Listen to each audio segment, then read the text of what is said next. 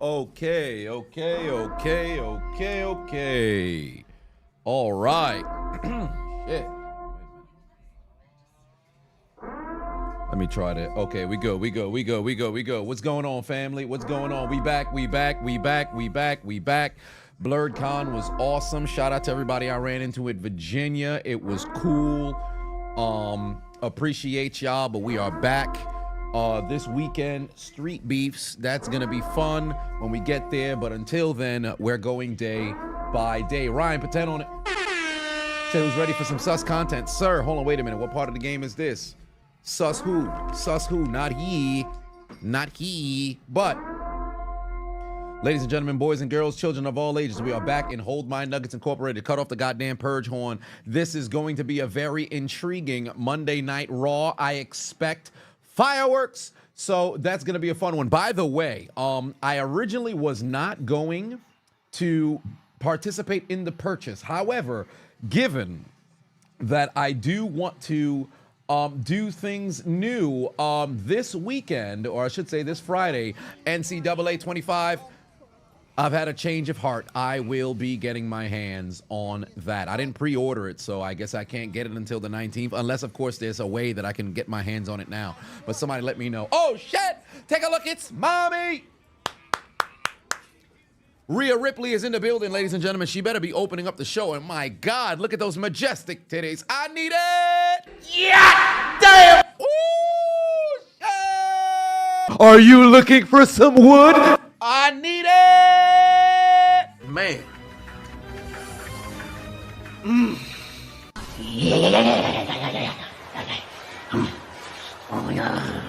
Yeah. God damn! I'm on my way! Let's roll, friends! Who the fuck cleans this? Something just hit me.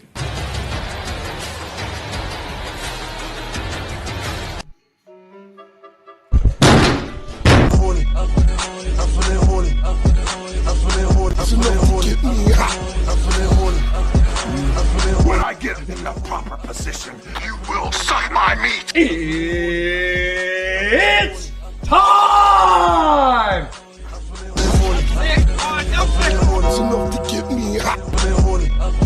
Bring them to me. I'm gonna give them the almighty stroke.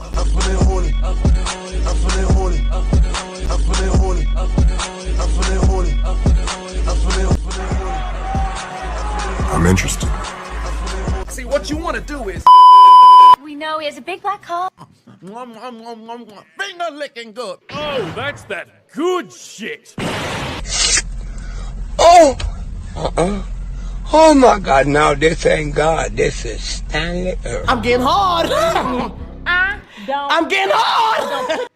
Yeah! Rhea Ripley is back, baby. Rhea Ripley is back. Rhea Ripley is back. Rhea Ripley is back. Rhea Ripley is back. I am ecstatic, and so should you. This is going to be fireworks. Let me tell you something right now. WWE is firing on all cylinders. The amount of storylines that are absolutely cooking, whether it's Rhea Ripley, Dom Mysterio, and Liv Morgan, whether it's the impending doom of the Judgment Day, whether it's the bloodline impending civil war, it's Drew McIntyre and CM Punk, the hottest feud in WWE right now. Gunther eventually becoming the world champion. There is a ton of different storylines, and I cannot lie. I think this is number 2 in the company. Only behind CM Punk and Drew McIntyre until Roman Reigns returns. And ultimately, I believe the bloodline will usurp this. But I don't think anybody objectively can say the Rhea, Liv, Dom story ain't climb up the damn ranks throughout the past couple of months. The injury to Rhea has done nothing but boost up not only Liv Morgan, but also Dominik Mysterio, to where, dare I say, I think I could see Dom messing around and turning face down the line. I never thought I'd be a motherfucker who said that, but my God, it is going down, and I'm excited. Look at the fucking reaction for Rhea Ripley. Yeah, she definitely getting booted out the Judgment Day. Oh, Lord. All the OGs fixing to be gone. First it was Edge. Next it will be Priest and Rhea. And the new Judgment Day style reigns supreme. Let's go down the list. Trey Porter put 2 on it. Says, sup, Chisel, rest in peace, Jacoby Jones. Yes, indeed. Rest in peace, Jacoby Jones. I saw that he passed, I believe it was a couple of mornings ago. Very, very unfortunate. Sorry to hear that news. Or was it yesterday morning? I forget, but one way or another, it's a very unfortunate passing. So condolences to that brother, his fans, and his family. I, too, was a fan. He was a very good kick returner. In fact, I would say he was probably the second best kick returner of those 2010s. Even Devin Hester was more towards the back end because the mid-2000s was kind of his heyday, but he did have a boom in 2010. I believe a little bit of a resurgence in 2013, 2014. I think it was 2014, but Jacoby Jones was definitely there doing his thing. So rest in peace to that brother. Alan, 29 months, brother. I appreciate you being a member. Cosmic TJ also put 2 on it for rest in peace, Jacoby Jones. Malik said, stand up. Why would I do that? Man thought I was bricked. Oh, no, I am not in construction, at least not anymore. David in the house said, shot for the birth of your daughter last week, bro. Well, first and foremost, congratulations to you. I'm happy that you have a very happy, healthy daughter that has just been born. And for that, I made sure to keep my Crown Royale peach over here handy. So cheers to you, brother, straight from the goddamn tap.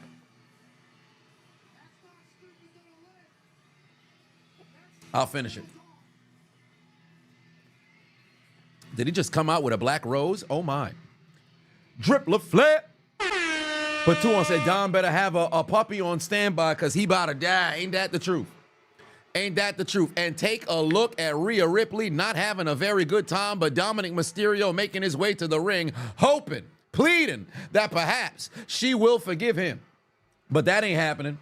By the way, over on Twitch, we got a hype train.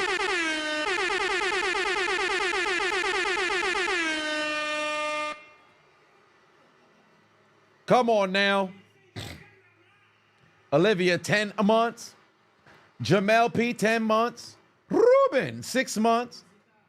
I appreciate y'all, fam, being subscribers over on Twitch for the long haul. It's only right that y'all been around this doggone long, so I appreciate you. If I could find Godfather for the whole train, goddamn it, I'd click on it, but I can't find it. I lied. I just found it. Let's go, Godfather. It's time once again for everybody to come aboard the hype train.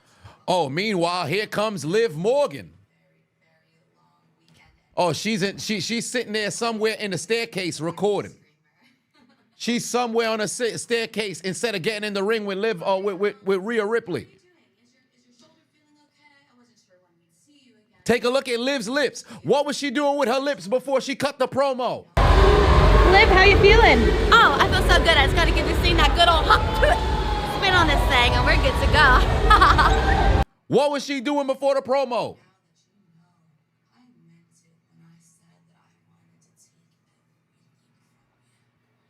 Priest broke bro code, but he missed mom. Now they the Terror Twins. At that point, it's like that's brother and sister. I get what you're saying, but you almost have to throw that out the window when it comes to family in this particular case. But I completely understand where you're coming from. But they the Terror Twins, so it makes sense. Because for all intents and purposes, it was Priest and Rhea first before it was Priest and Dom.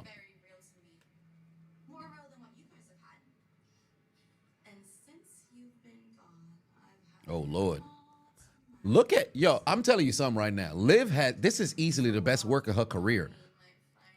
Her delivery in the promos, she has all of the confidence in the world. Her delivery is sensational.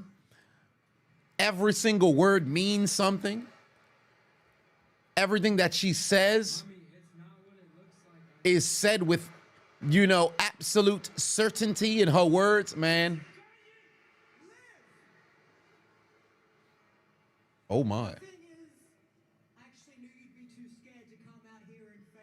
Why Rhea got the front button of the pants, the pantalones, unbuttoned. I don't understand that trend. Oh my.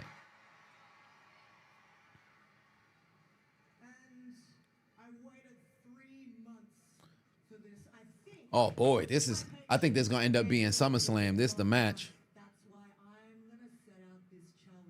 She wants at SummerSlam. 3 weeks. SummerSlam. There it is. Liv on top. Shit, I wouldn't mind being on bottom if Liv on top. Shit. Lay down. You hit me with the... Liv, how you feeling? Oh, I feel so good. I just gotta give this thing that good old spin on this thing and we're good to go. What I need? What do I need? Liv, how you feeling? Oh, I feel so good. I just gotta give this thing that good old spin on this thing and we're good to go. Nevertheless, Liv Morgan, Rhea Ripley, SummerSlam. Oh, they're gonna put a stipulation. Yeah, that's a fact. She's definitely not the same Liv. Dominik finally beat his deadbeat dad. Something that you couldn't do. Oh yes, good mention, Liv. I'm finally gonna beat you too. So I accept. This is such a good story between these two ladies, man. Oh, and Daddy Dom, I hope to see you there too. Bye. They better have like a stipulation. This is legitimately a feud that could culminate at fucking Bad Blood. Truly. This is a feud that can end up, you know, going through Bad Blood.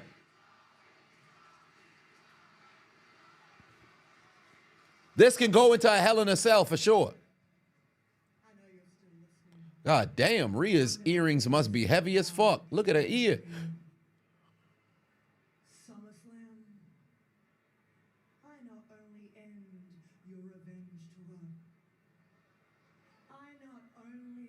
Oh, take a look at on her face. It's just R and R instead of R and D or D and R. I'm gonna end your career.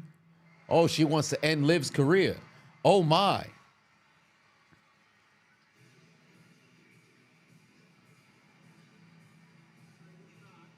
Oh my. That's a good opening segment right there. That's a good opening segment right there. I like it. I like it. I like it. That's a match right there. Oh, yes.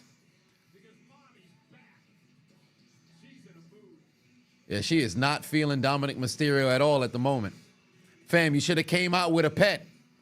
I hate animals, but damn it, I would have had to, freaking obtain one in order to get back into Shorty's good graces. Because Dom was over here trying to spend months trying not to fold, and then ultimately folds. Damn, she done slapped the... Oh, damn, she done threw the black rose. Get that shit out her face. Get that shit out her face. Listen, if Dom need to mess around and just be an eater for the next couple of weeks, you gotta be an eater. Fellas, if you were Dominik Mysterio, what would you try to do to get into get into Rhea Ripley's good graces? What do you do, fam? You gotta be an eater. You gonna have to. I ain't saying you gotta do Shorty every word, but you gotta do what you gotta do to please Shorty, to where she forget about everything that done since transpired. Whoa, eat asshole. Whoa, hey. Wait a minute. You done took things too far. What part of the game is this? Oh, what the fuck is this? They got a new opening for Sheamus? Ooh, I like that. That's a good start for Sheamus, right? I like that.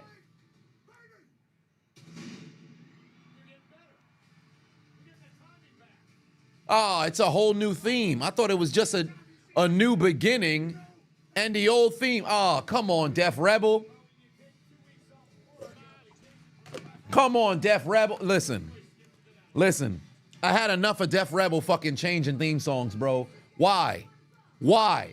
It was cool for the beginning. I enjoyed the old Sheamus fusion of the brawling brute Sheamus mixed with the lobster head Sheamus. I like the old and new. What the fuck is this for? Why? Listen, let me tell you something right now, all right? Let me tell you something right now. This is a decree. Somebody clip this and make sure Def Rebel can see this. This is my decree straight to Def Rebel. Would you please stop? I see why you got deaf at the beginning of the damn pseudonym, because it appears that you just so happen to be deaf. Outside of Bloodline theme songs, you are absolute ass. I need this to stop. Stop refurbishing and changing up motherfuckers' theme song. There's a reason why there's certain superstars that messed around and got over super, and when you hear the theme song, you jump the hell up out your seat. It's gotten to a point now where it's incredibly difficult to identify who the hell's coming out because theme songs are changing every single time. There was a point in time in history where somebody had a wrestling theme song that stuck with them for an endless amount of years.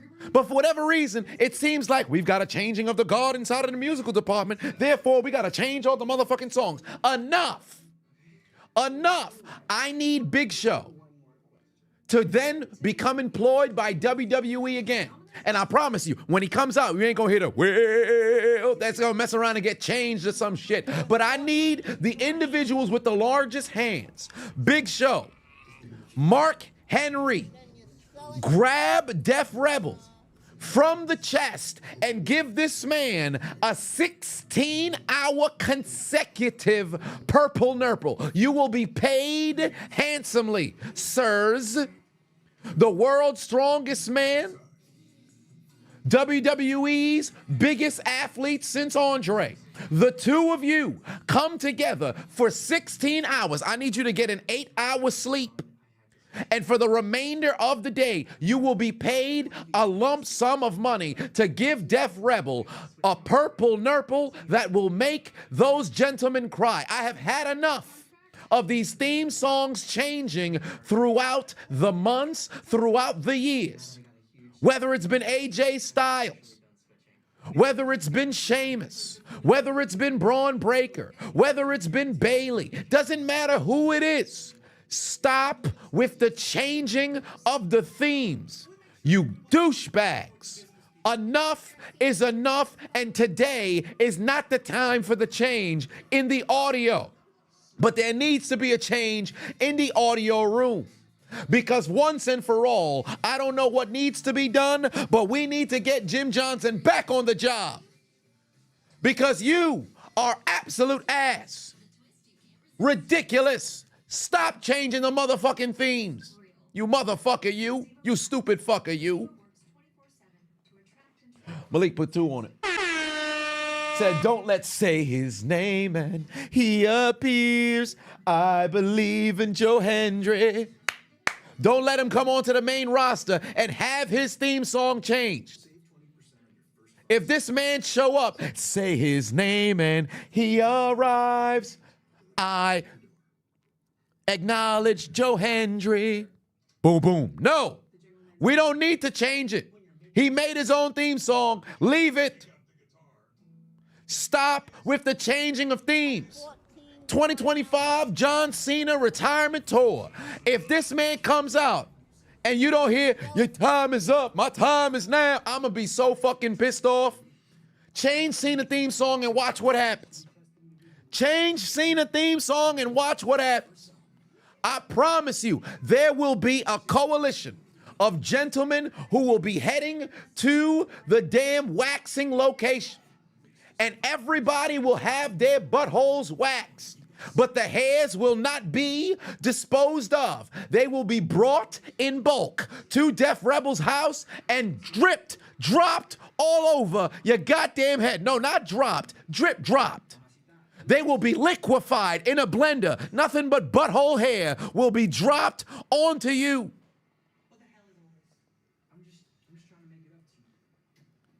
Oh, Lord. Rhea Ripley done said, what the hell is this? And she done went inside. Here is Damian Priest. Damian's having the time of his life. Wepa. Oh, Lord. Damn, he done got a silver horse? Damn.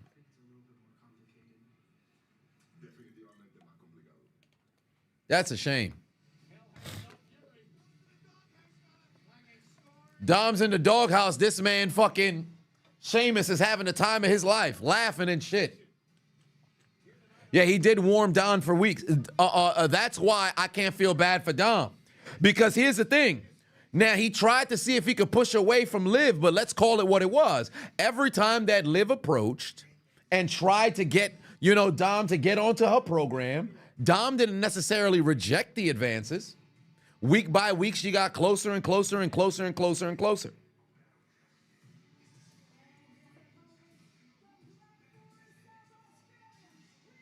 All right, here comes this goddamn big-ass freaking cue ball straight from Cycling Road. It's Bronson Reed, ladies and gentlemen. It's the man who does not look like he showers. I'm telling you right now, Bronson Reed's kneecaps absolutely stink. There's no doubt in my mind he does not wipe in betwixt his toes when he goes and takes a shower. In fact, I saw something trending on Twitter as I was on the Amtrak from Virginia back to New York earlier this morning. Evidently, there's individuals who are saying that there's an everything shower. What the hell does that mean? What the hell does that mean? I promise you, Bronson Reed's one of them gentlemen.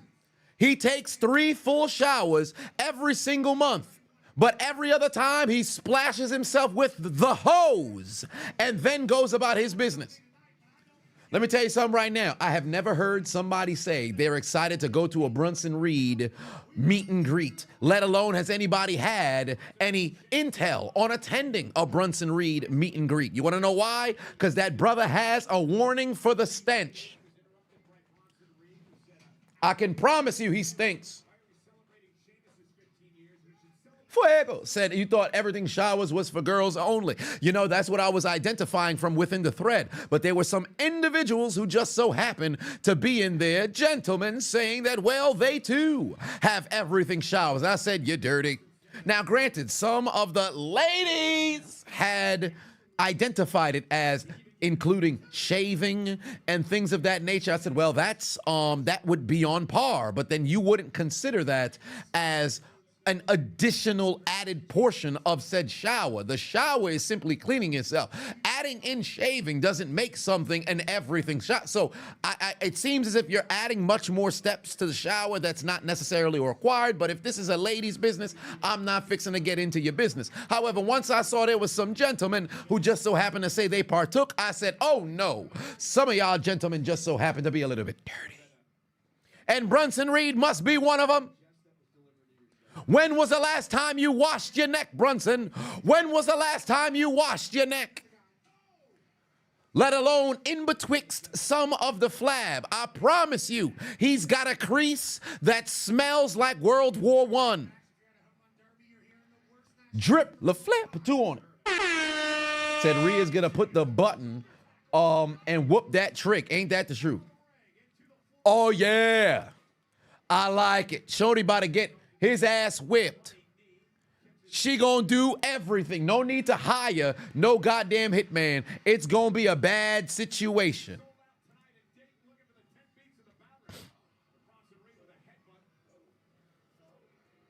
So kid said, if I go to a live meet and greet, can I get that haktua treatment now that I wear a Dom shirt? Well, she might verbally say it, but I think she's reserved the haktua only for Dominik Mysterio.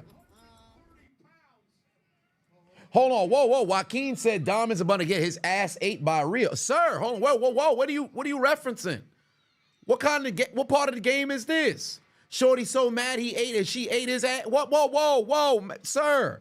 That's a violation. That's a violation, sir. That's a violation. Flag on the play. Flag on the play. Part of the game is this. 10 beats of the Babrin on top of the announce table. For the life of me, I still cannot understand. Oh, did he just hug Pat? Yes, he did. I still cannot, for the life of me, understand why the announce table is no longer considered disqualification. Very, very, very, very, very bizarre things. Because legitimately, think about it. If it's a matter of, items that were already out, by that same logic, chairs are already out. Are they not? I try to make sense of it when you utilize the stairs. If you throw somebody into an object that's already outside, it's not considered DQ. So with that being the reality of the situation, if I throw you on the barricade, that's not DQ. I throw you into the stairs, that's not DQ. I throw you into the corner post, that's not DQ. I throw you into the table, that's not DQ. So by that same logic, if I were to take you from the side end of the barricade on the corner area of the announce table, try to throw you into the chairs, or I don't even need to go that drastic, because how many times have we seen somebody thrown over the announce table into some chairs? That would not be disqualification, correct? However, if I slam you on top of the stairs, no disqualification. Slam you on top of the table, no disqualification. But if I slam you on top of the chairs, well, does that qualify as a DQ? That's a question that I need answers. That's a question that I need answers to. Yes, throwing the opponent over the top rope used to be a DQ, but they outlawed that decades ago. So that one in particular, I can let that ride. I can let that ride. But there are some things that I just need, you know, updated answers to. Ryan, put 5 on it. Somebody botched the national anthem at the home run derby just now. What? How do you botch the national anthem at the home run derby of all places? That's ridiculous. I know a man who wouldn't botch the national anthem. In fact, can we rise? Can we rise to acknowledge the national anthem, ladies and gentlemen? Come on now. Can you see? Hey, come on. By the dawn's early light. Say what? What so proudly we had. By the twilight's last gleam. Come on. Whose broad stripes and bright stars. They bright. Through the perilous fight. Through the fight. For the ramparts we've watched. Did we watch? Was so gallant. Hey. Streaming. They were streaming like Twitch. And the rockets ran there. Not from Houston. The bombs bursting in air. They was bursting. They proved through the night. Not the morning. That our flag was still there. It was still there. Come on. Oh, sailors. Clap your hands, y'all. That star. Come on. Spangled banner.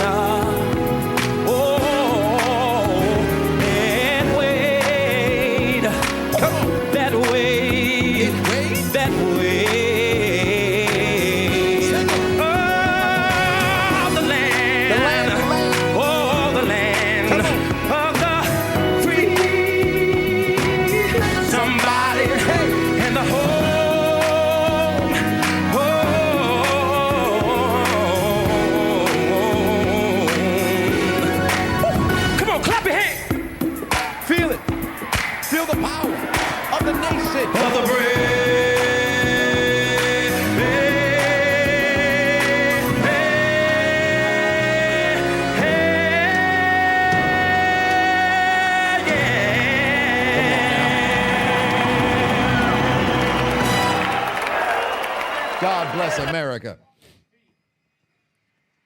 Come on now, that's who should have sang the national anthem. It'd have been on you have a collect call from blank penitentiary correctional center. Are you willing to accept the charges?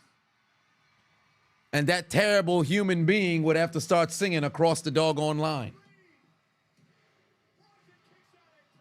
White Noise didn't mess around and work for Sheamus, by the way.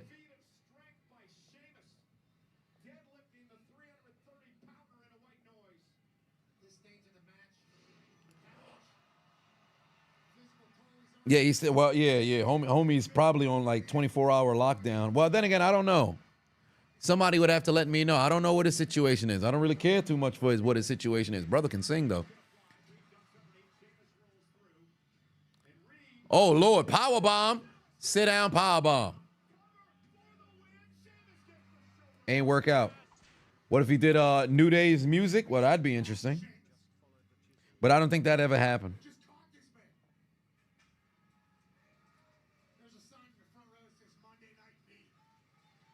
Good Lord. Whoa, Monday Night Meat.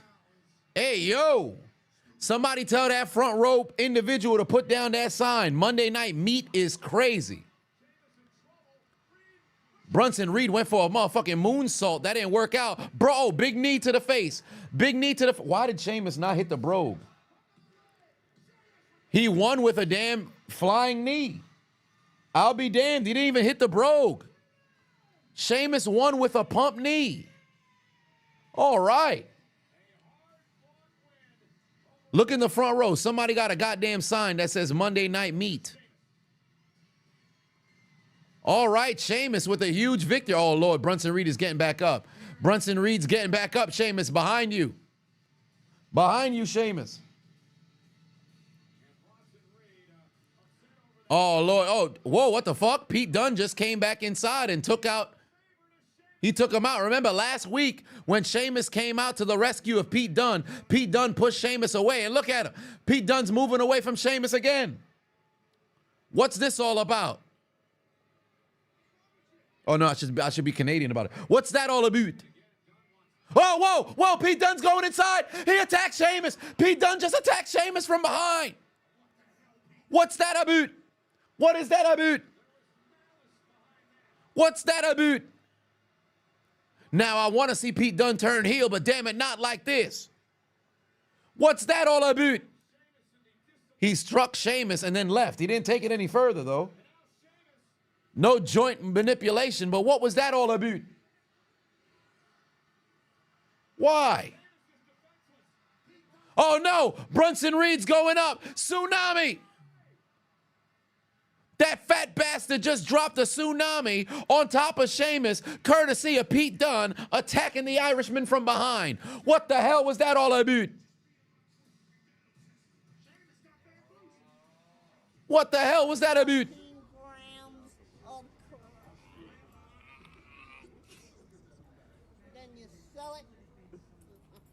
Oh, Rhea Ripley in there with Finn Balor, Carlito.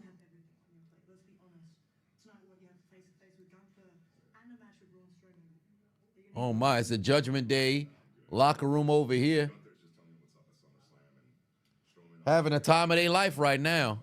But who's next to Finn? Is somebody else inside the locker room? Because somebody's next to Finn.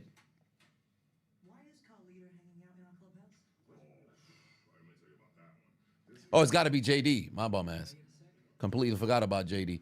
Oh, Lord. Rhea Ripley going to have to converse with Dominik Mysterio again. Oh, Lord. I know I screwed up, but I've been trying to reach you all week. Just hear me out. All week, Dom? Really? All week? What about the last 3 months while I've been injured, huh? Or were you too busy playing around with your little girlfriend? Oh, my. Shorty doesn't want to talk to you at all, Dom. That's not cool.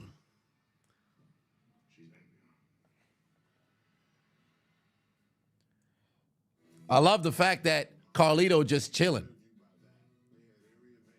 Oh, Mark Henry out here getting himself a documentary. I love it. Did he get rehired by WWE? Because I know, obviously, they couldn't really mention him as he was employed by AEW, but did he get rehired?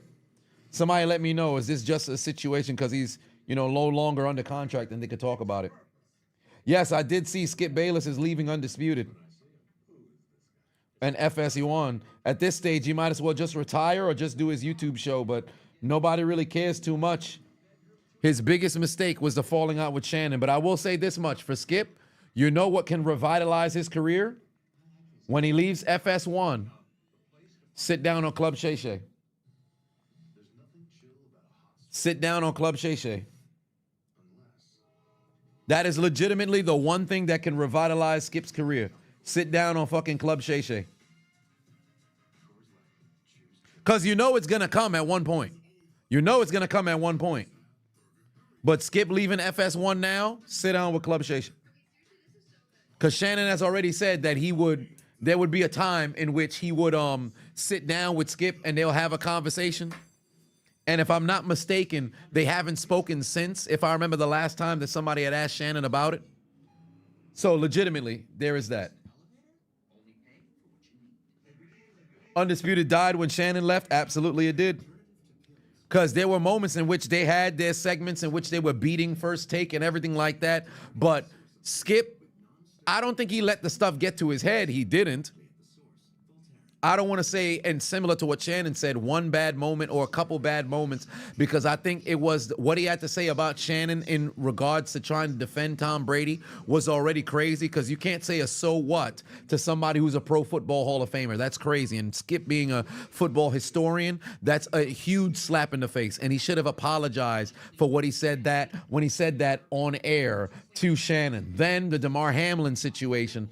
I don't think it was incredibly crazy in what he said. I think the timing was wrong. I don't think he said that with bad faith. But on what he said regarding Damar Hamlin, I think the timing was just off, because it was, you tweeted the same damn night. And I was live during the game and I read the tweets and I said, I don't think that's what, he meant with malicious intent. I think he was just talking and thinking out loud, but the timing was the wrong way, or I should say the wrong time to do it. He should have, what he tweeted, talked about it in the segment the following day, after they would have already established the importance of Damar's life being secured. Then you can go into the, well, I don't know if this is what, should have been discussed, the playoffs and all the other. So that's where I think they should have had, the timing was off. But ultimately, the time will be, there will be a time in which he sits down with Club Shay Shay, and I think that needs to happen the moment that he leaves FS1.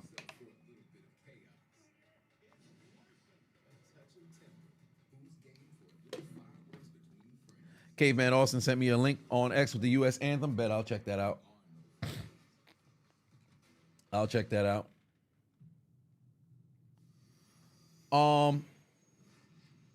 But yeah, it's gonna be wild. Oh, hold on, wait a minute. What's this over here? Roman Reigns. Oh, there's a Roman Reigns collaboration. Oh no, there's just a freaking merch commercial. Might I add, I haven't bought any WWE merch in a long time. They've got some cool design. Let me go on the website. I don't think I'm gonna order anything now, but they've got some cool designs.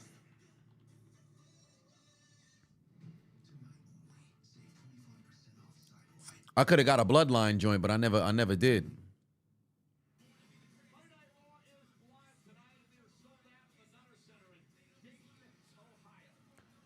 Jacob and Me Cry available already? Oh my. Your last shirt was the DX shirt? Okay. Oh, that Seth Rollins shirt is terrible. Seth freaking Rollins, visionary, revolutionary. I always hated shirts that got the person's face on it. I never was a big fan of those. No yeet.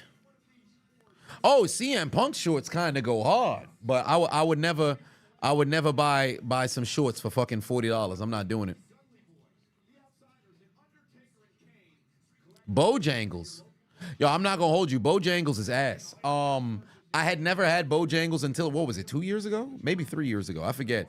But Bojangles is ass. Zaxby's is all right, but Bojangles is ass. Waffle House, good. Bojangles, ass. Zaxby's, good. Still haven't had Church's Chicken yet. Oh, there's Sami Zayn back there. Oh, Ilia Dragunov done found him.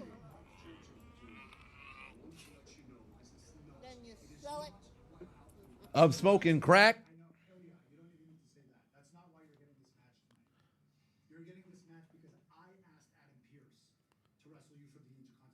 Oh, the title's on the line tonight. Dragunov and Sami Zayn. I would love to see Sami Zayn drop this title. But it's probably going to happen at SummerSlam. You're better than good. You're a special talent, man. When I watch you in the ring, honestly, your game sometimes reminds me of me. Because I see you in that ring when you're in the fight. Churches in Chicago is the business. Okay, I'll have to check that out. But yeah, Bojangles has never been good for me. I've never liked Bojangles. I've had it 3 times. I'm like, man, this shit is ass all 3 times. Because that's how it's supposed to be. Whataburger's all right. For your life, and that's what you do, Ilia. You fight like your life depends on it. And that's the kind of person I want to be in the ring with. That's the kind of person that deserves a chance at the Intercontinental Championship. Okay, all right. They gonna cook tonight. But Ilia, one thing. Tonight, you better bring your absolute best. Oh, Sami Zayn saying he better bring his best. You better do the same. I'm hoping Dragunov takes a W tonight. I'm hoping Dragunov takes it. I sound like the ultimate Sammy hater the past couple of fucking weeks. I'm not going to hold you. I've damn near been cheering against Sami Zayn since WrestleMania. And I like Sami Zayn. I sound like the ultimate Sami Zayn hater. When am I going to cheer for Zayn to win? I'm having a moment of transparency here. Because he beat Gunther. I wanted Gunther to mess around and remain as champion. That didn't happen. Then I wanted Chad Gable to get his hands on the title. That didn't happen. Then I wanted Braun Breaker to get his hands on the title. That ain't happened. And now I'm cheering for Dragunov to mess around and win the title. I sound like the ultimate Sammy hater, and I don't even hate Sami Zayn. Damn. Yeah, Sierra, I feel the same way. Like, I love me some Sami Zayn, but it just feels kind of stale. It feels kind of boring. He needs another element to his character, because this is the same shit that was happening after he left the bloodline and had his match with Roman Reigns. The moment that they became tag team champions, him and Kevin Owens, he's been the same character since. Now, there's nothing wrong with good babyface work, but I think he needs a bit more depth. Because this is almost the same Sami Zayn that we saw in 2013, 2014 en route to becoming NXT champion. But the only difference is you can't continually be the underdog when you're this accomplished now. What is this now? The 4th Intercontinental reign for Sami Zayn? Tag team champion? WrestleMania main eventer? It's not the same anymore. So I don't know. I don't know. I'm just not feeling it.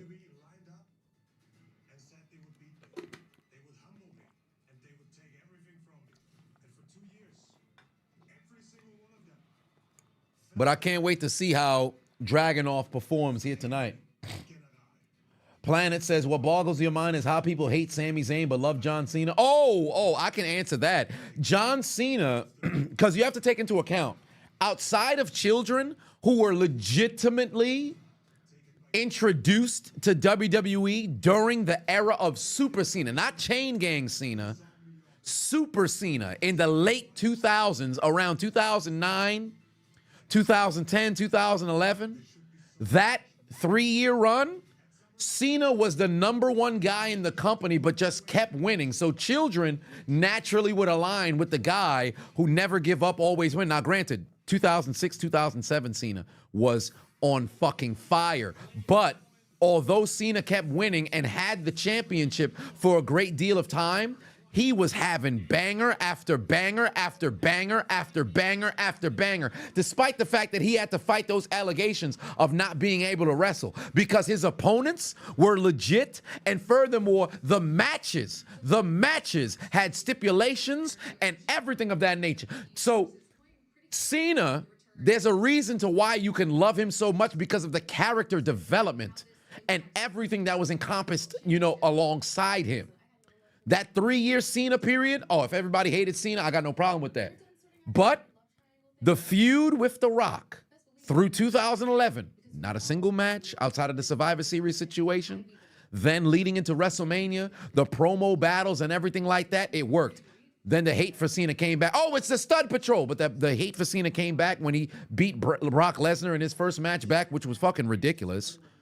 Then en route to him becoming champion, dropping the title, feuding with the Authority, then moving forward to 2015 when he became the U.S. champion and kept holding those opening challenges, Cena earned back all the love that he ever freaking had throughout his doggone career. Sami Zayn, he's been somebody who you want to cheer on for a very long time, but we got to be transparent.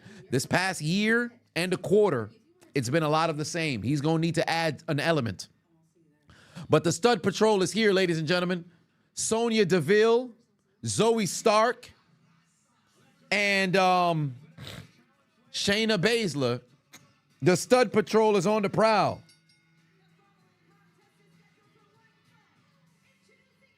Wait, hold on. Sis Adonis just sent me a link. Tony Khan says Adam Copeland arguably has been on the greatest run of his entire career. Are you fucking stupid?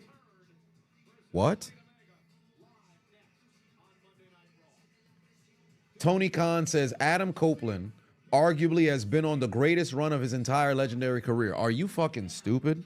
This man is such a damn mark.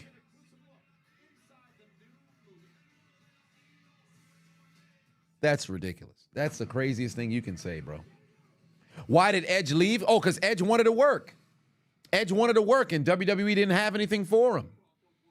I think had Edge not, what was it, his triceps? Had Edge never gotten hurt after the program he had with Seth Rollins, the first match, I don't think we would have had a situation where we don't have much, or I should say we wouldn't have a situation where Edge isn't there. Because I agree with the decision to not have Edge beat Roman and Bryan at WrestleMania, because if I pull up Edge matches between, because he wasn't doing any house shows or anything. So if we go back to when Son was Edge, right? His return to the Royal Rumble, WrestleMania, worked there. He did nothing. Oh, Backlash, he had gotten hurt. Backlash in Backlash, he had gotten hurt. Then he was gone up until Royal Rumble 2021. He won. Went on to lose at Mania. Came back during a SmackDown. Lost there. Lost at Money in the Bank. Beat Rollins at SummerSlam. Oh, then he fought Rollins and lost again in the Garden. I was there for that match. Fought at Crown Jewel. Oh no, so it wasn't an injury against Edge. It was after his match with Orton that he had gotten hurt. So I'll take that back.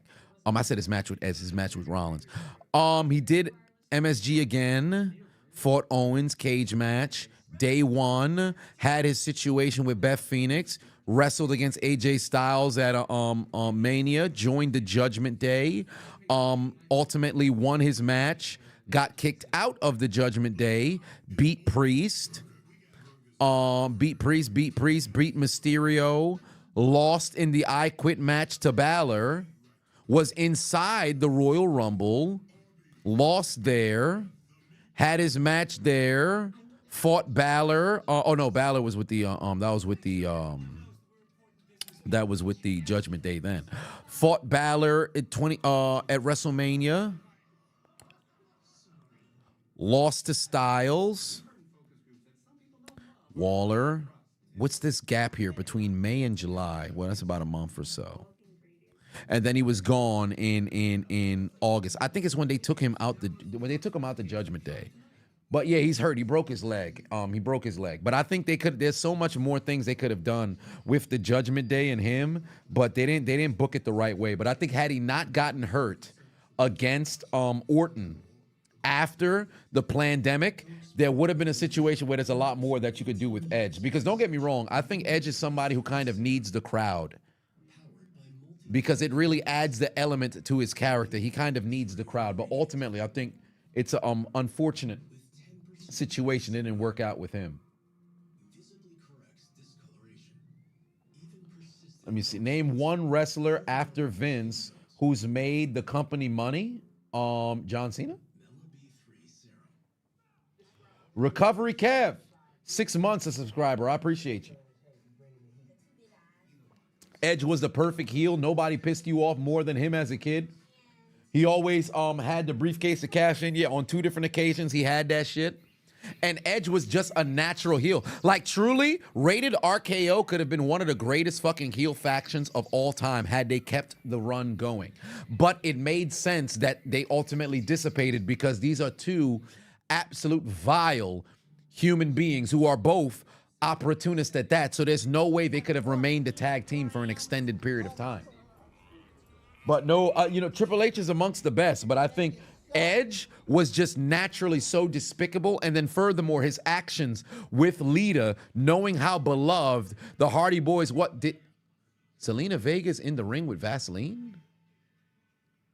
Where the fuck did Zelina Vega come out with Vaseline? What the fuck? Where did you get this Vaseline from? Oh, here comes Sonya Deville. I ain't gonna say nothing about the theme song because I can't even remember what her old theme song was. Here comes Team Stud, ladies and gentlemen. Here comes Team Stud, ladies and gentlemen.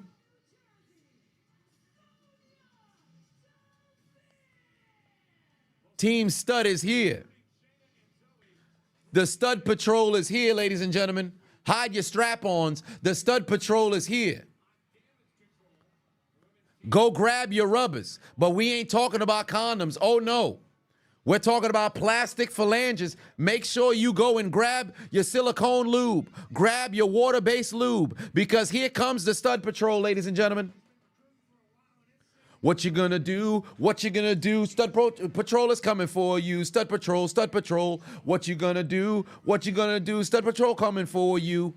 The lesbians. And despite the fact that Zoe Stark is married to a man, she sure does not fit the description. The Let's Be Honest. Yes, indeed. Shout out to AJ Lee in that promo. The Let's Be Honest.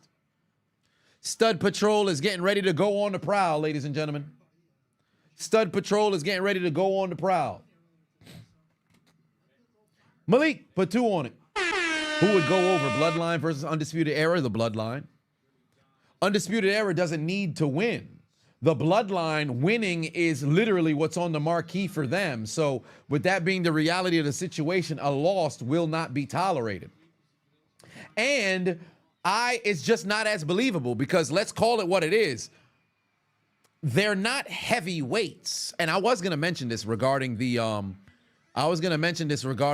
the fucking Intercontinental Championship. It says Intercontinental Heavyweight Championship.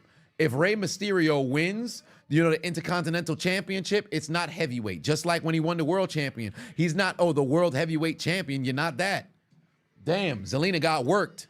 Stud Patrol took her out immediately. Stud Patrol took her out immediately. Oh, the damn Stud Patrol is beating the shit out of Zelina Vega.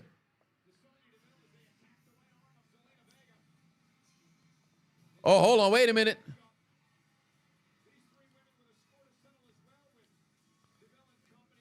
Oh, Lyra Valkyria not even dressed for action. Katana Chance and Kaden Carter then came out here to try to stop Stud Patrol, but the damage was already done. Look at those lethal lesbians doing damage. Oh, there's Damian Priest walking in the back. Somebody should attack him. I don't like the way he walking.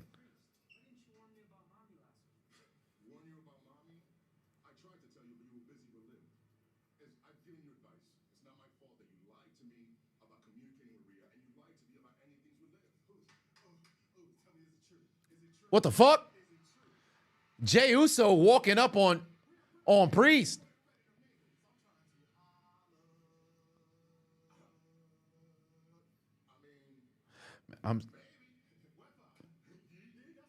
What the fuck? Did this man, he laughing with Jey? Thought Priest was supposed to be a bet. Yo, he's becoming a tweener. Ain't no way, bro.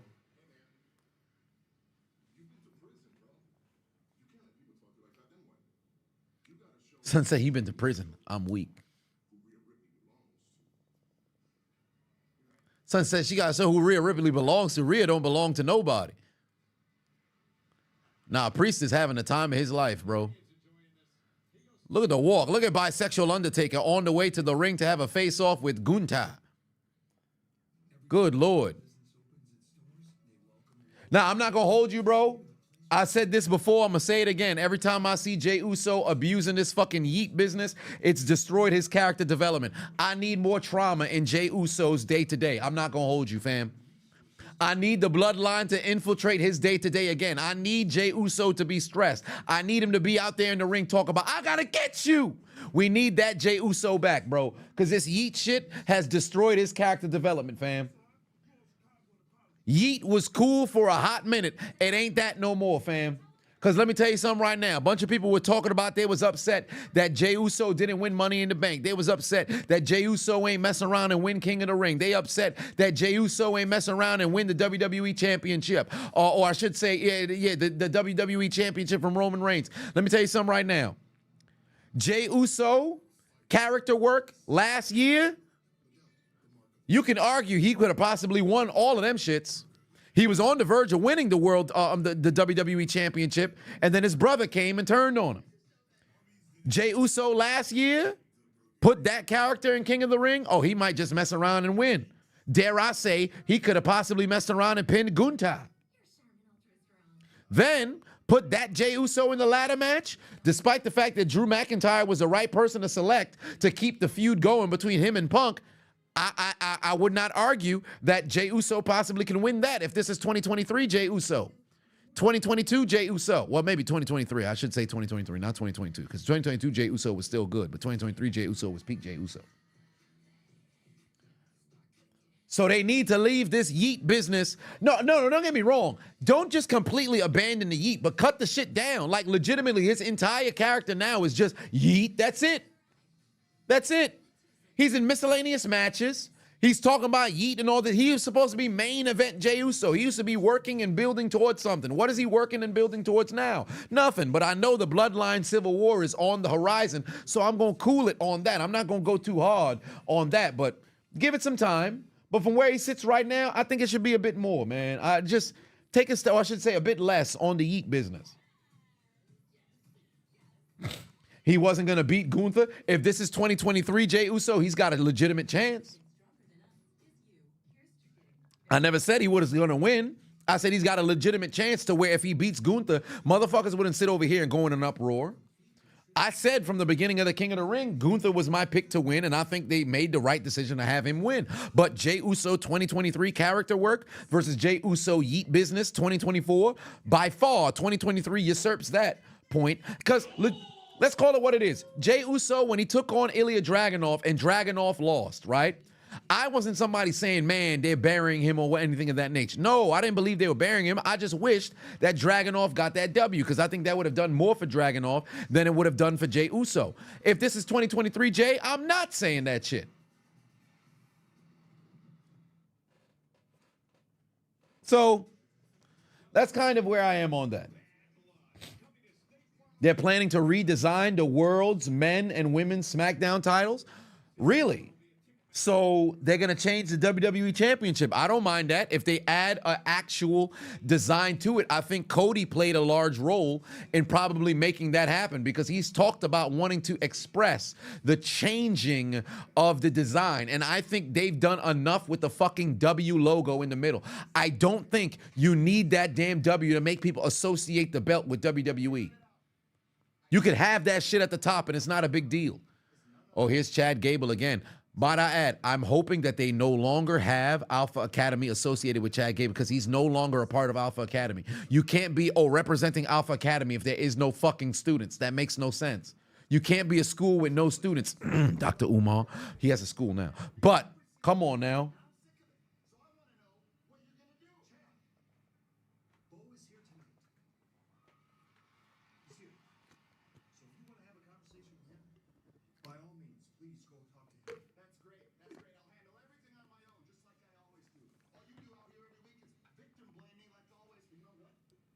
Been a minute. What they do with Shinsuke Nakamura? Nothing.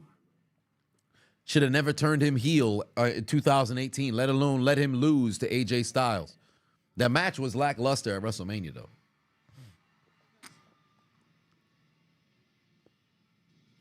Oh, here comes Damian Priest.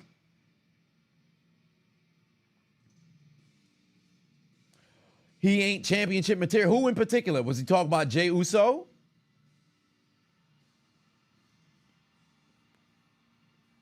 You're saying in reference to my take on Jey Uso? Yeah, the Creeds do have that dog in them, and I think you put them with Chad Gable, that should work. Now, the spinner belt was cool initially, but it was stupid long term, and it lasted way too long. It lasted way too long. 2005 to 2013, like, spinner belt was cool with John Cena, and then it was even cool with Edge. It was very stupid after the fact.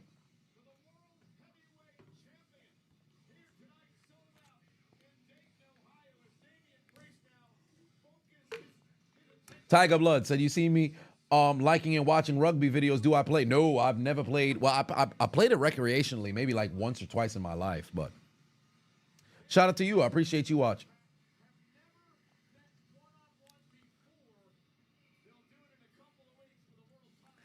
Braun Breaker to Team Gable as the Jacob Fatu and 4. No, Braun Breaker needs to be by himself.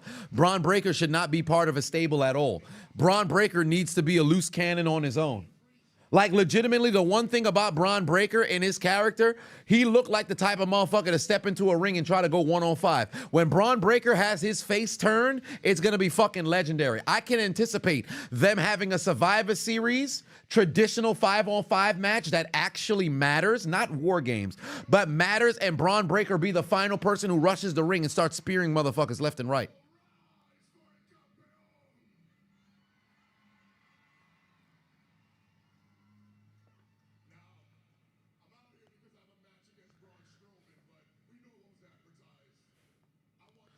Oh, wait a minute.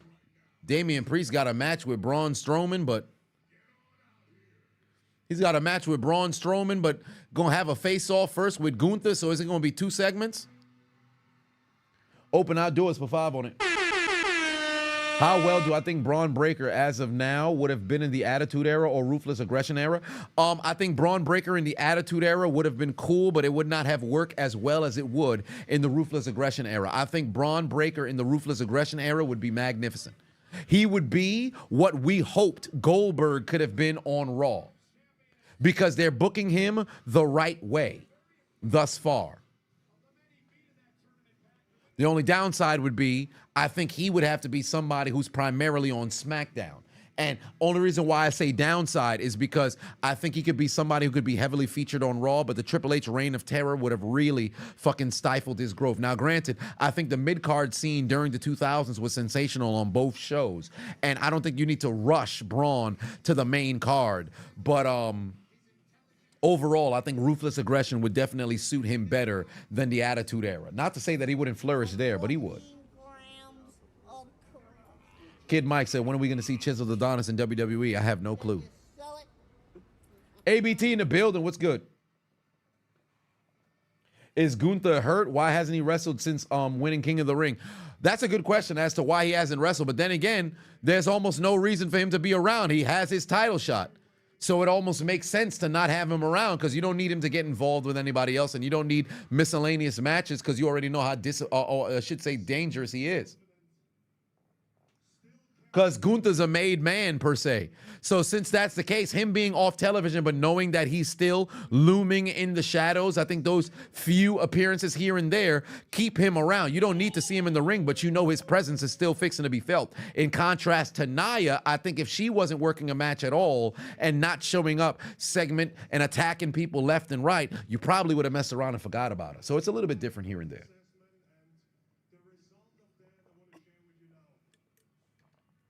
My thoughts on Trump nearly getting assassinated, I'll touch on this after this segment.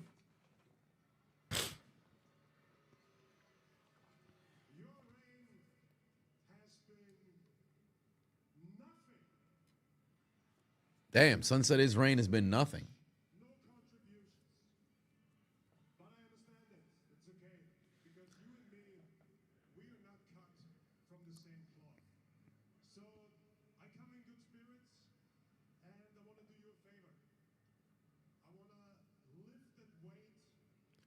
Sun said, lift the weight off the shoulder and take the title.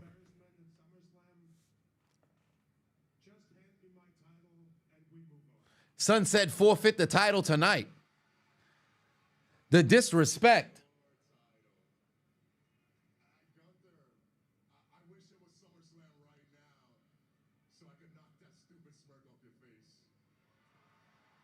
Look how cocky and confident this man is.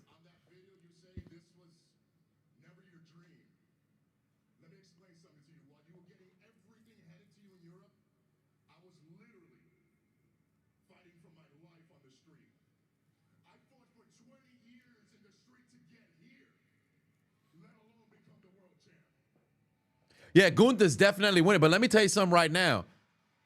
Although I'm 100% on board with Gunther winning, low-key, they can make a program where Gunther loses but then wins it down the line. They could do a 3-match, segmentation of what moving forward, like legitimately. Because Priest's work the past year and a quarter, magnificent. Granted, some botches here and there, but his character work, his promo work, his in-ring work, everything has substantially improved. Legitimately, despite the fact that we looked at him as just a transitional champion, he's legitimized himself. Personally, Gunther's winning. I'm 100% on board with Gunther winning. But if they can make a situation to where they can stretch this out, can make it happen. But it's got to be Finn and Priest moving forward. But I don't know how much longer they can delay. Look at the disrespect from Gunther.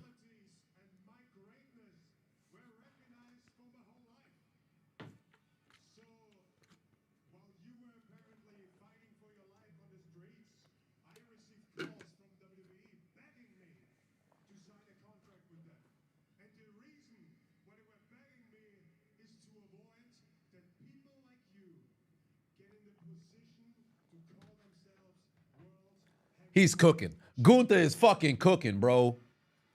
Gunther is fucking cooking.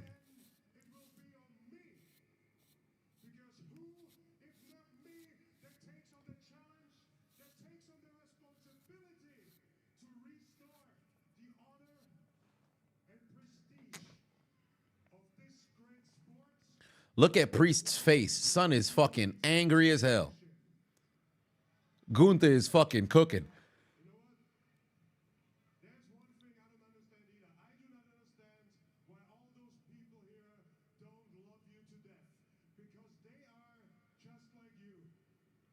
Oh, wow. He's doing a sensational job also putting Damian over as a face.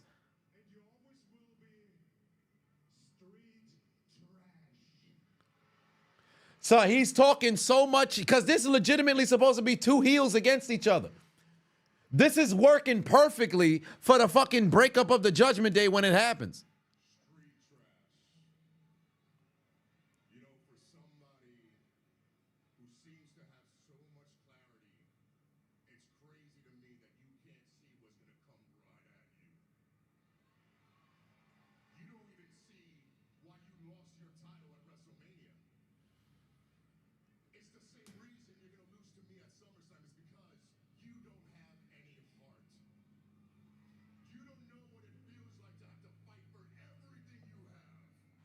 Oh, this is a good segment right here.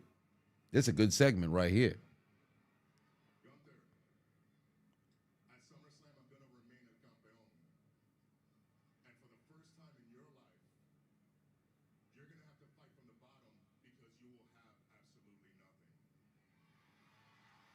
Oh, this is a good segment.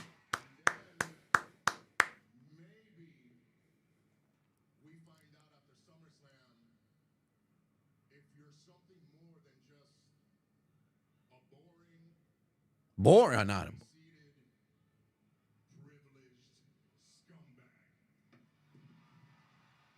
Boring. Gunther's not boring. Gunther is far from boring. Oh, he just shoved him in the face. Wow. Gunther is not boring. He's far from boring. He shouldn't have said that. He should have just said conceited, entitled, scumbag definitely works. But boring, Gunther is not boring. Gunther old school. Gunther is not boring. Oh, that big ass fucking Braun Strowman coming down the damn ramp now. Oh, he's put on even more mass up top. Braun has put up more weight up top.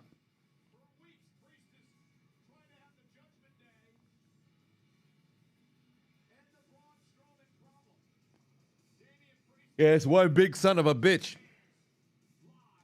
Hopefully Damian doesn't have another botch, indeed. But Damian's been cooking. He's been cooking.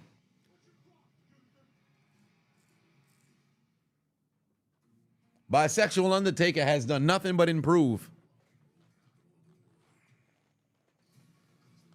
But the world champion freaking being in the middle of the show, having his match, wild, ain't it? Dom costing Rhea and Finn, costing Priest, leading to the two of their exits from the Judgment Day. Yes. I anticipate that being the reality of the situation. And it being the new Judgment Day. There's no doubt in my mind that's what's going to happen because Rhea has a face turn and legitimately Priest is getting over with the fans to where now he's going to mess around and turn face as well. 40 Cal, so how's BlurCon was fun, man. It's always a good time. Blast. Met Phil Lamar, met Walter Jones. If you don't know who Phil Lamar is, that's the voice of the Green Lantern. And furthermore, Walter Jones is the Black Ranger. So that was awesome. That was very fun. Also met Cynthia Lee. I forgot her last name. God damn, I forgot her last name. But she sung Snake Eater for Metal Gear Solid. Had a chance to meet her as well. Countless different individuals throughout the weekend, but I thoroughly enjoyed myself. My third BlurredCon, really enjoyed it. That was very fun. I'll be at DreamCon next weekend, and this weekend I'll be out in Seattle for Street Beef Scrapyard 4th year anniversary, and I will be doing commentary, so that's going to be very fun. Oh yes, and the voice of Static Shock as well. So yeah, it's a very, very cool guy. I had no clue that Walter Jones only had 4 fingers. He lost his middle finger when he was 4 years old. I had no clue.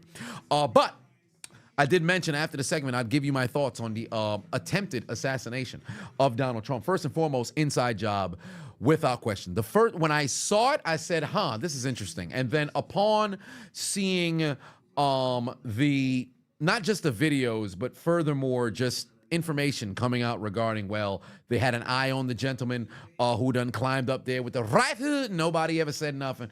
It just so happened to be like the press, no, I should say police thing that he was just on top of, to where they kind of had the stuff in that area. I forget, but one way or another.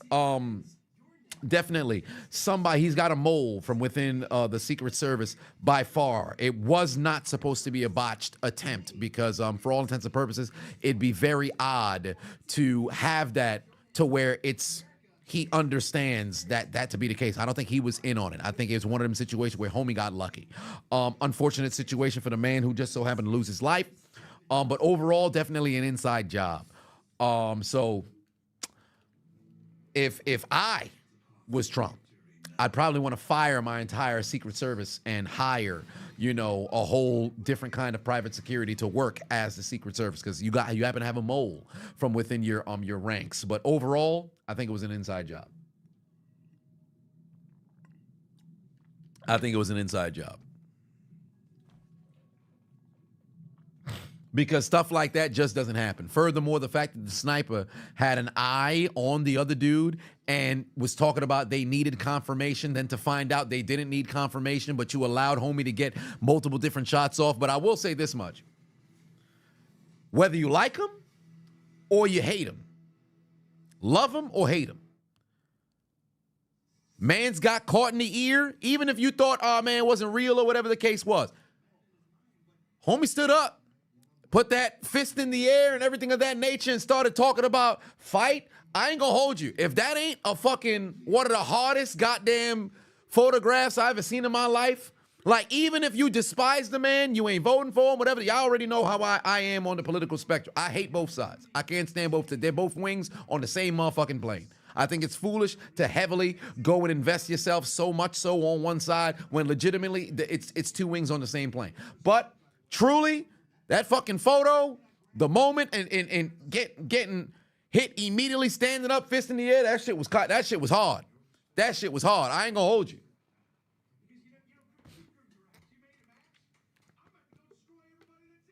Oh Lord, see, Braun Breaker's gonna start wilding.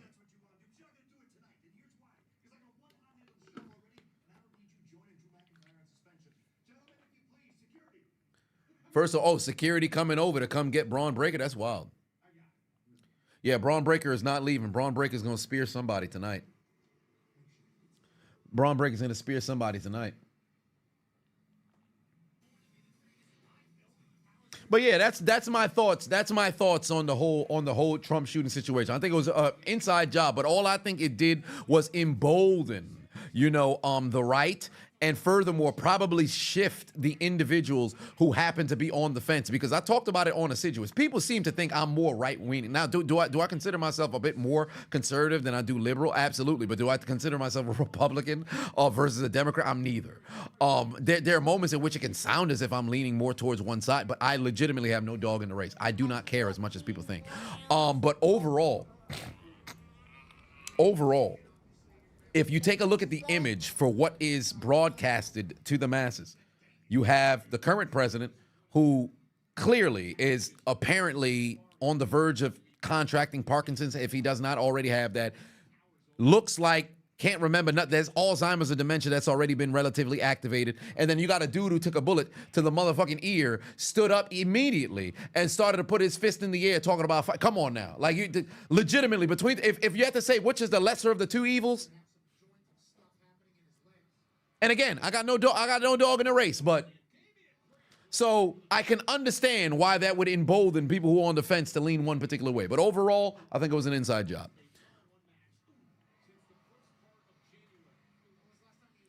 Mike put 2 on it. Said, imagine dying while supporting Trump. That sucks. Well, it's an unfortunate situation, but I will say this much regarding that gentleman. He went to go shield his family. So no matter how you may feel about the individual he just so happened to be supporting, like, if that's how you go out, that's kind of the way that you would want to go out, because you've protected the people who you hold dear. Because I've seen some of the most malicious, fucking heartless messages on Twitter that had since gone out. Because legitimately, even if Mans was a douche, because I saw him, I saw a tweet from the dude who said, like, they got over, I think he said Japan got over, like, the bombing, some shit like that. But that's a terrible thing to go and say, right? But at the end of the day, what did he do? He fulfilled his duty, protected his fucking family.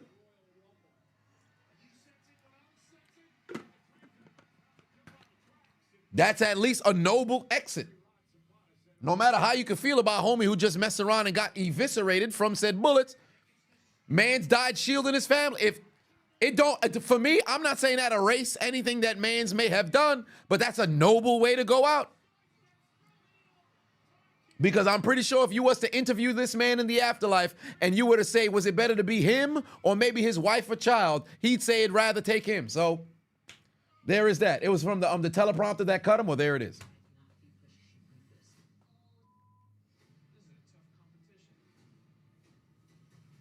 Liv versus Rhea, Dom as a special guest. Well, did Braun gain weight up top? It definitely looks like he gained weight. It definitely looks like he gained weight. Liv and Rhea with Dom as a special guest ref is a bad decision. I don't like that at all.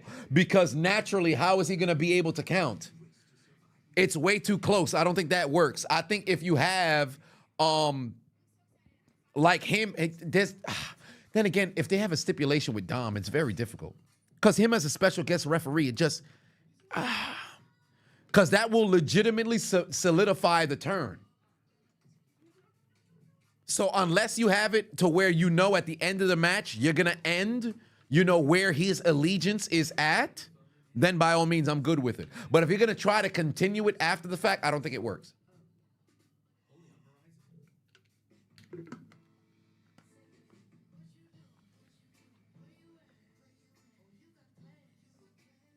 Absolutely, Malcolm. Absolutely.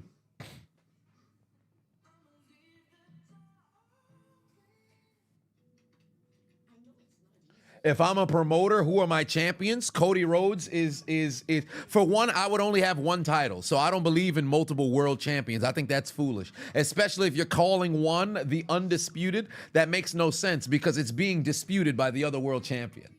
So shout out to Jim Cornette, because he too had that same thought, because I think he's probably the only other person who's ever said that. You can't be undisputed and have something that can dispute you. That makes no sense. So overall, I'd have one world champion, and that would be Cody Rhodes. Dethroning Roman Reigns, because I think truly introducing the world championship actually kind of devalued that belt immensely, because you knew who the fucking world champion is. So it's very foolish to introduce that. I understand wanting to have a champion on both shows, but I think that was very stupid. You should have the champion work both shows. But that would be my WWE champion, would be Cody Rhodes. Intercontinental champion, Gunther just dropped the title, but if I were to, refresh everything, I'd have Gunther still remain as champion. United States champion, Bobby Lashley. Tag team champions, I think they would, I liked the fact of when they unified it, but I hated how I hated that it was still, you know, 2 belts or whatever the case may be. So if I had to have 2 different champions, the Street Profits would have the belts on SmackDown, and the Creed brothers would have the championships on Raw. I would have only 1 women's champion. And that champion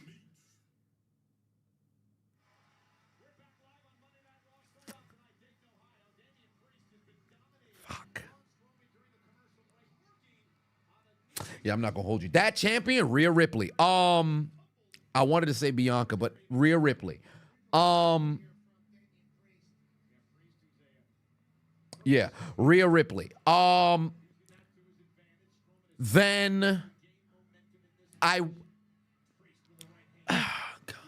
the women's tag team championship, because it's just not booked the right way. But if I had to have women's tag team champions and keep the title structure from where it's at in my women's tag team championship, I would have that as actually, you know what? Bianca and Jade. I think Bianca and Jade could be there, and that would be my belts. That would be my belts. No, not Charlotte. I wasn't gonna say Charlotte. Come on now. Whoa, Bianca boring is crazy. I don't know about that. I would not say Bianca is boring. She's a face's face. She's a baby face. I would bring back the European Championship, and Dragunov would be the person I give the title to. Had Ricochet not left, I would have said Ricochet, but Dragunov would be my European Championship. She needs to go heel? Yes, she does, but at this stage in her career, she's still incredibly over as a face, and the only downside is if she does mess around and become heel, she's going to mess around and have to be at the top of the card immediately. But Jade is going to be who ends up turning on Bianca, not Bianca on Jade.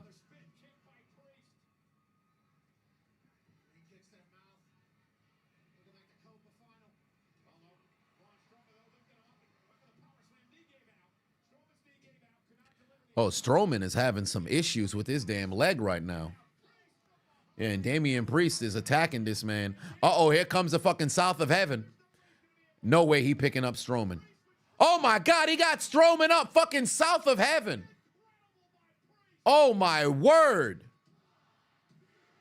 Sensational fucking match. Damian Priest with a huge fucking victory. The world champion takes down Braun Strowman, former undisputed champion, pardon me, universal champion Braun Strowman. That's a big fucking win right there. That's a big fucking win right there. That's a good television match. That's a good television match. That's a good television match. I mean, yes, he was going to win, but he did it. No additional interference. No aid needed. Did exactly what he needed to do. Oh, wait a minute. I thought Gunther stayed ringside the whole time.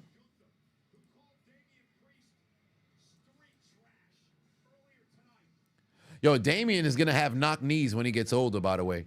He got the Kenny Smith going on already. You can see it.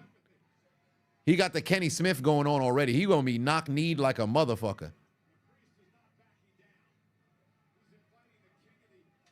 Oh, he slapped him right in the goddamn chest.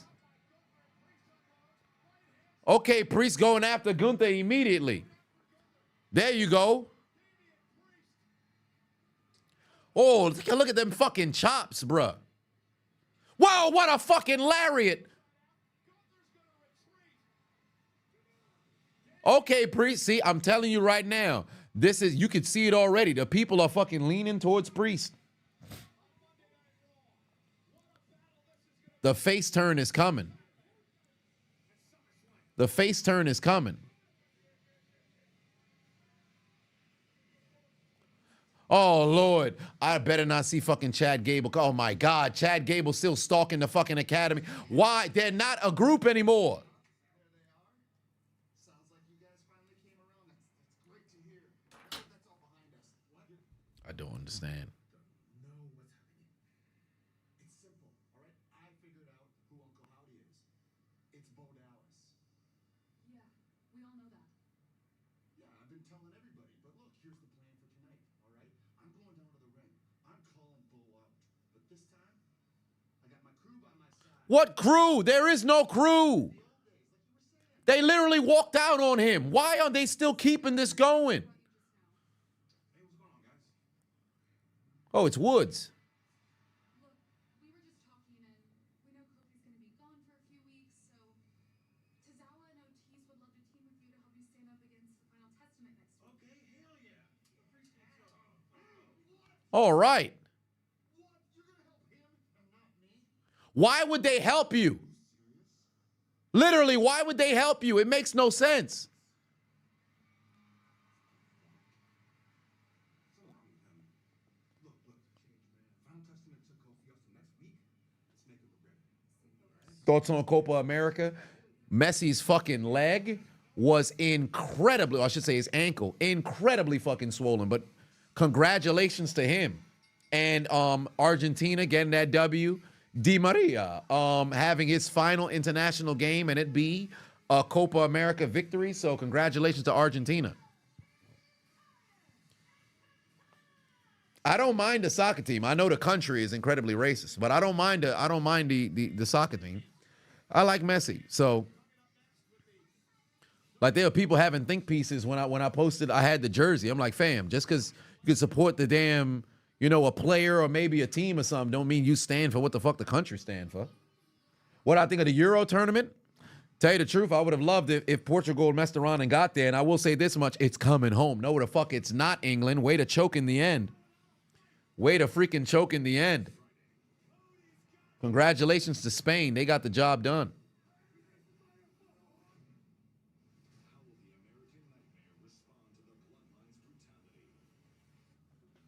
Did I see Shakira halftime show?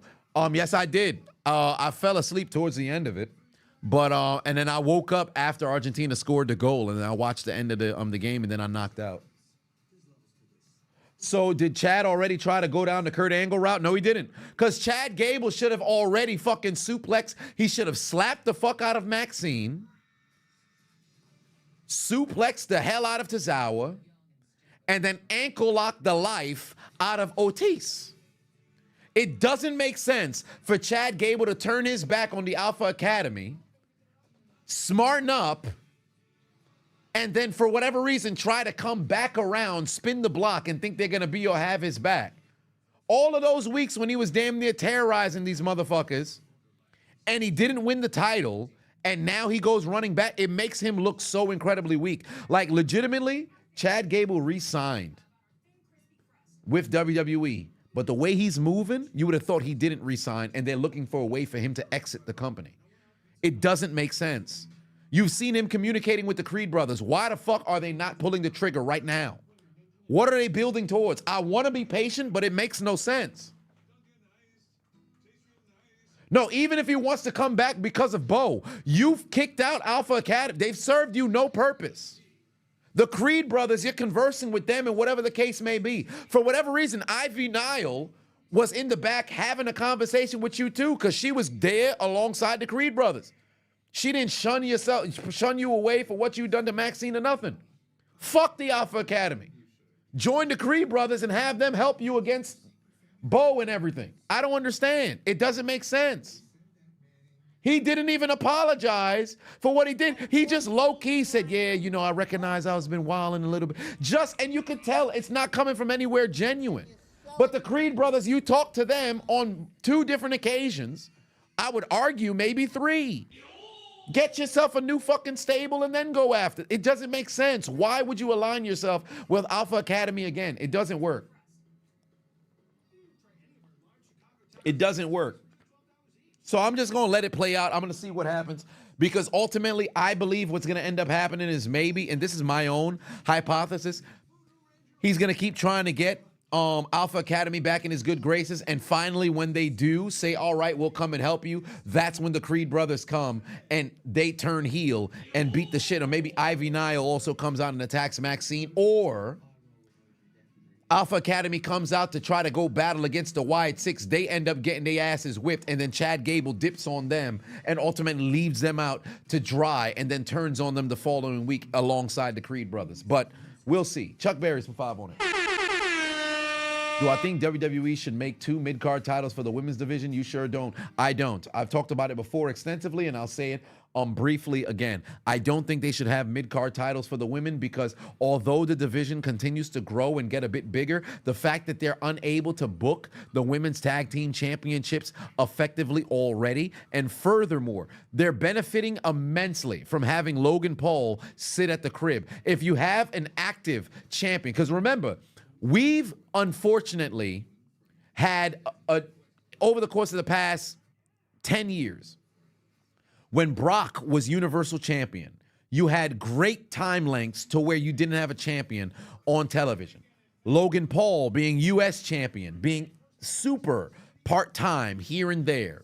The women's tag team championships not being booked on television or even booked in a manner to where you can take that seriously. If you introduce a women's mid-card situation, what the fuck happens? Because let's just think about the clutter that exists. You have a women's world champion. You have a women's champion.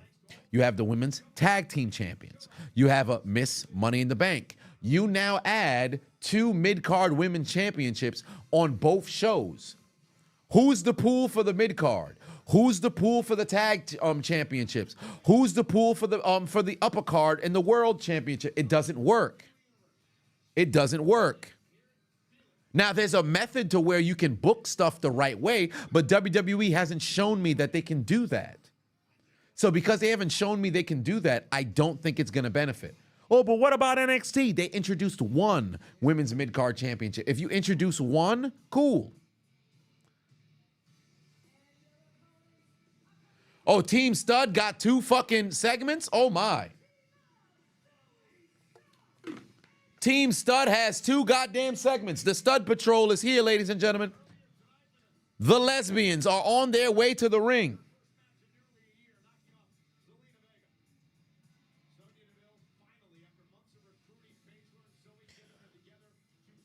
Oh, Lord. Alex for 5 on it. Says, Sub Chisel, been a while since you tuned into a stream, but hope I'm doing well. What are my thoughts on USA losing to Japan and under 20 football? That's a goddamn shame.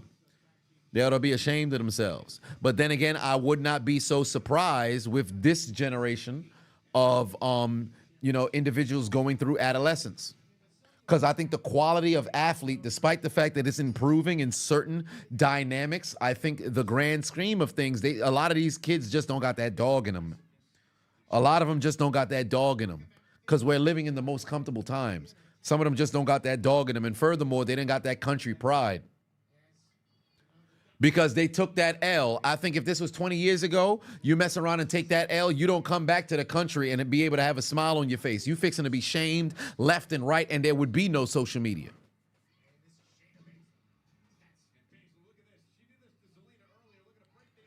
Zoe Stark is Tisha Campbell's evil twin sister. Oh, that's crazy disrespect to Tisha Campbell.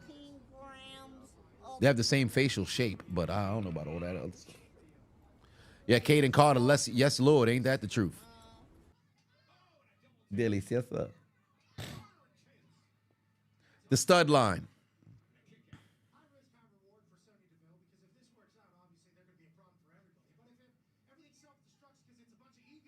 Chelsea Green deserves the Divas Championship.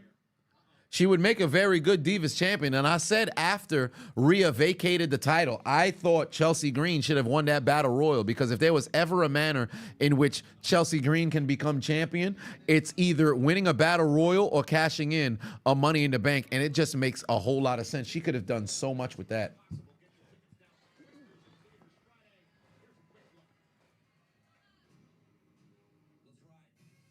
Edgar said, can I give you Caden Carter's number so you can take her out and show her how a queen needs to be treated? Well, for one, I don't have her number. And for two, her DMs are, I don't know if they're open or not, but you could always go and shoot your shot, fam. Chelsea would make a great transitional champ. I agree.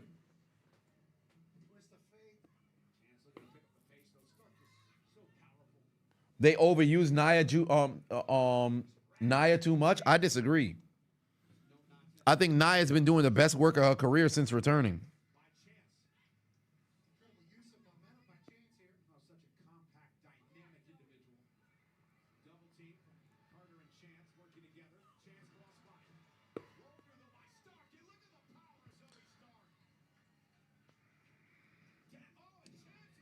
This is Nia's best run.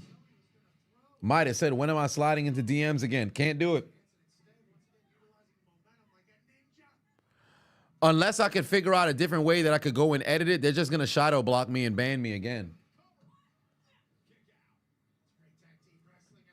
That's kind of what the dilemma was, because remember, they put strikes on the channel for that goddamn shit. And then they shadow banned me on Instagram for like fucking 2.5 years. No injuries. Who has the best NBA career? Tracy McGrady, Derrick Rose, Brandon Roy, Yao Ming, Grant Hill, Tracy McGrady on 1 and 2.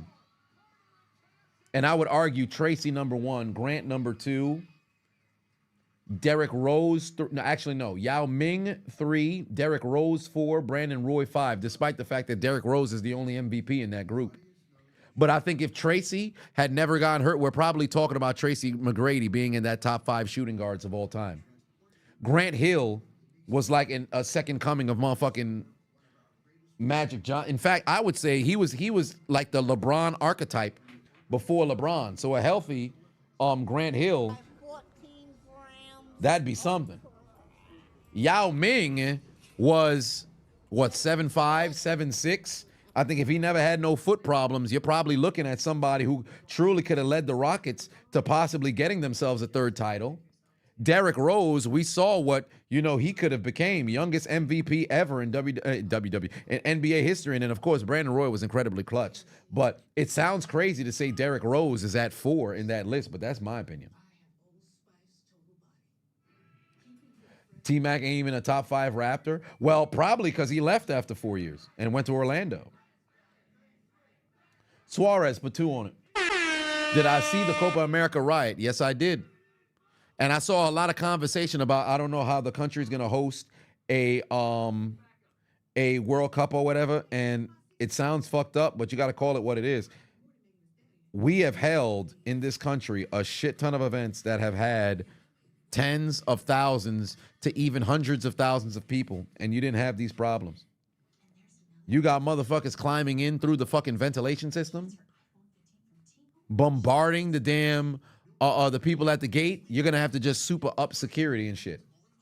Like, that shit's wild to me. You're going to have to super up, the security for when the World Cup comes here. Because people started wilding. Who do I think is the greatest college football player of all time? I don't want to keep it on a short, because Barry Sanders, I think, had the greatest individual season of all time. I think Tim Tebow definitely has a argument. Peter Warwick, definitely up there as well. Golly. Trevor Lawrence had a very good run in college. Reggie Bush is one of my all-time favorites. And I can argue he is probably the greatest college football player of all time. But if I had to say the greatest college football player of all time,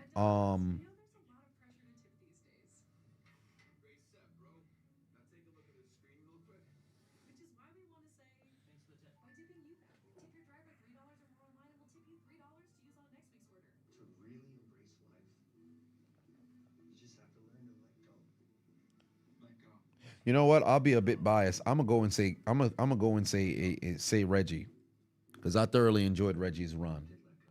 I'll go ahead and I'll say Reggie. I thoroughly enjoyed his run.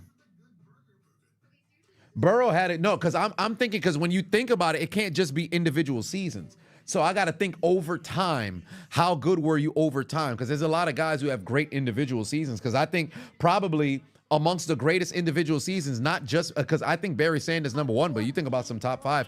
Cam Newton has to be in that conversation. Joe Burrow has to be in that conversation. And if we talk about total careers, we can't forget about the defense. Ed Reed's got to be in that conversation. So there's a lot of different people. Thoughts on the Eminem album? I listened to the opening song while I was in the gym. Then I got a phone call, so I couldn't listen to the rest. But I'm going to listen to the entire album tomorrow. I'll listen to the entire album tomorrow. So I'll give you my thoughts during tomorrow's stream. Kaden Carter and Katana Chance versus Zoe Stark and Sonya Deville. Oh, I said Sonya Deville. And Shayna Baszler here, ladies and gentlemen. Stud Patrol in the ring with what does Kaden Carter and Katana Chance call themselves? Is there a name for their tag team?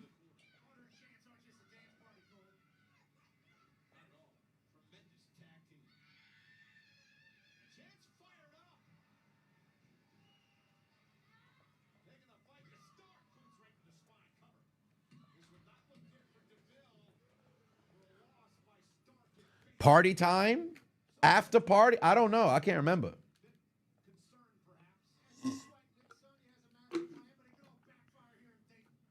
God damn, what a fucking knee from Zoe. Jesus Christ.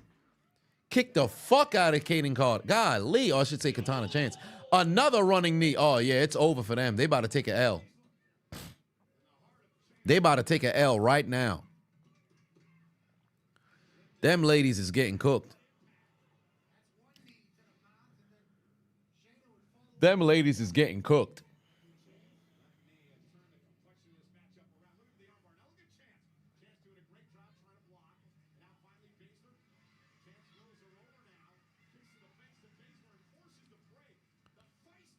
All right.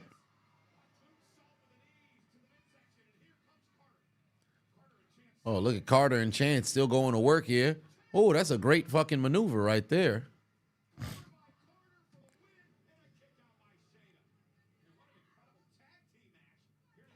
This is a good tag team match right here.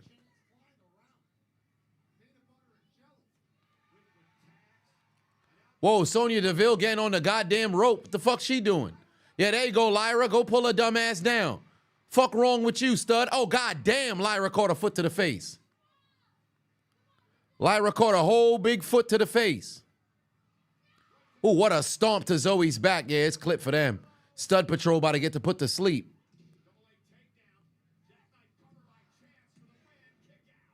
Stud Patrol about to get put to sleep. Oh, wait a minute. Zoe Stark done got back into the ring. Oh, damn. What a fucking missile drop kick. Oh, it's over now. It's over now. Yeah, it's over now. Oh, good Lord. What a fucking knee. Oh, it's over. Chance is done. Stud Patrol is dangerous. The Stud Patrol is fucking dangerous. God damn. The Stud Patrol is fucking dangerous. They done beat the shit out these ladies.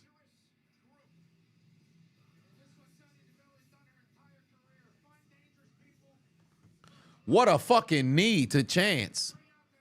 Oh my God. Hey, listen, let me tell you something right now. Ladies, you better fucking tighten the string on your undergarments. Put on the period panties because the munchers are coming. I'm telling you right now, Stud Patrol is here to stay. These ladies are dangerous. Oh, my Lord in heaven. Yeah, the studs on top. The studs are on top.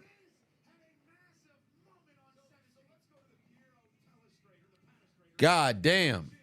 Then they tell you it's time to get the strap. You better not take them, you know, for a joke.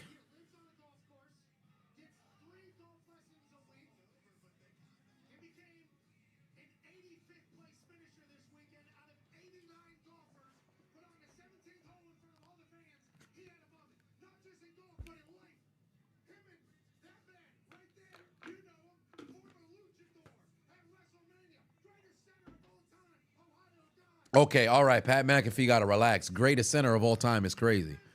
Greatest center of all time is crazy.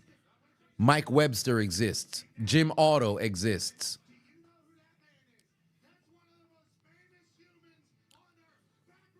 Now, one of the impending, one of the impending tight ends, I believe he will retire greatest tight end of all time in Travis Kelce. Now, that one, if you say he could potentially be that, but I don't know about that with Jason Kelce. Son got to relax.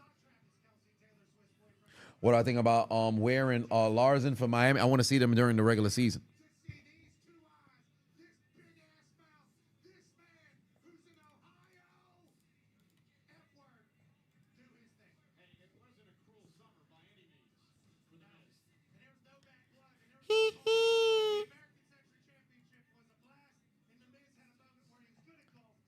Marquise Pouncey was definitely way better than Kelsey. No, I disagree. I think Pouncey was not. I think Kelsey was better than Pouncey. I think Pouncey's for sure a Hall of Famer, but I think Kelsey was better than Pouncey. But I don't think Kelsey's the greatest center of all time. Amongst one of the greatest centers, absolutely, the greatest center of all time. I think that's Jim Otto or that's Mike Webster.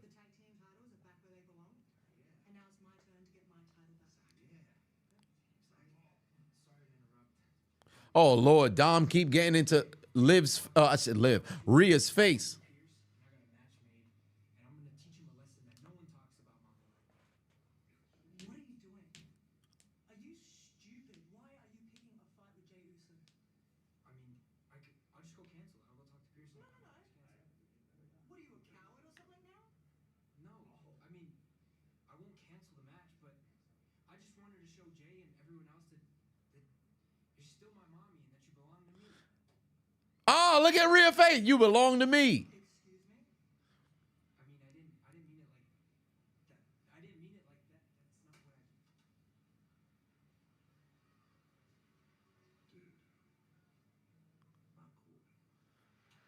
That's not what I Carlito said that's not cool. Damn. See, I told you, son should have chose his words better. Son should have chose his words better. Yo, Damian got this man moving crazy. Oh, take a look. It's Drew McIntyre, Crash Out Hall of Famer on the way to the ring. The Crash Out Hall of Famer on the way to the ring.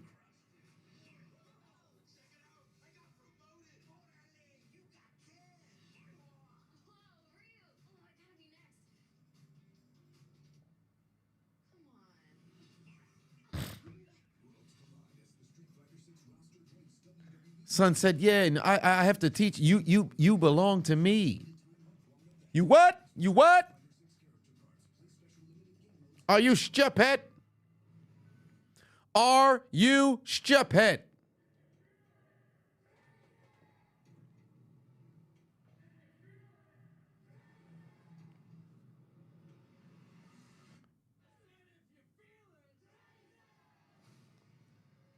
Come on now. Yeah, Drew got that cartoon villain smile. Yeah, Crash Out MVP is on the way to the ring, ladies and gentlemen. Crash Out MVP is on the way to the ring. And it's about to be bad. I'm on WWE Shop right now. I'm looking at a bunch of different things. Oh, they got a best in the world tank top. I'm not really one to buy more, more clothes, but I could get another tank, work out. Oh, no, it's white, though, so I think I'll pass on that. Shit gonna get dirty hella fast.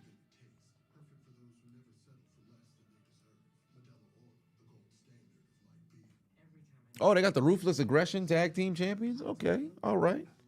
Undertaker's custom belt is on sale. I can't believe motherfuckers is paying $1,000 for that shit. No, it was 100. No, it was 500. I'm tripping. It was 500 for that shit.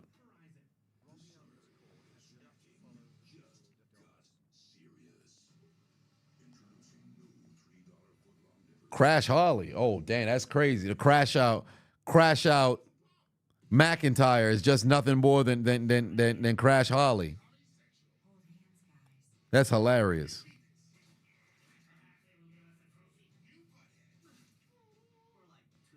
Who getting a Jey Uso signed poster?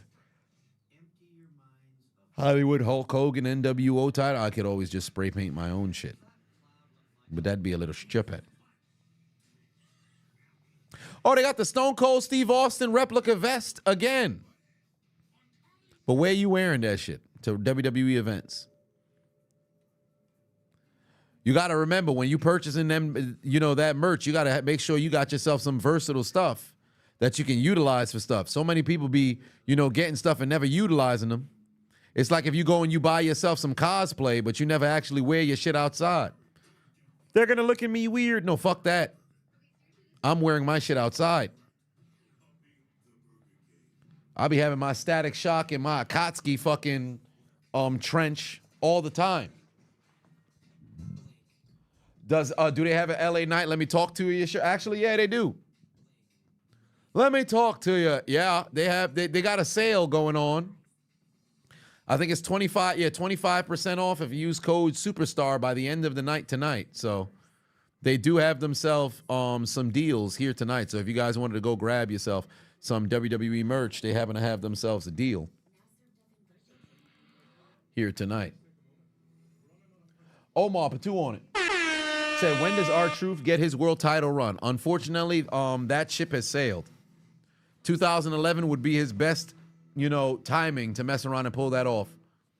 I think if they had turned R-Truth on Miz and had him take the title then, it could have worked.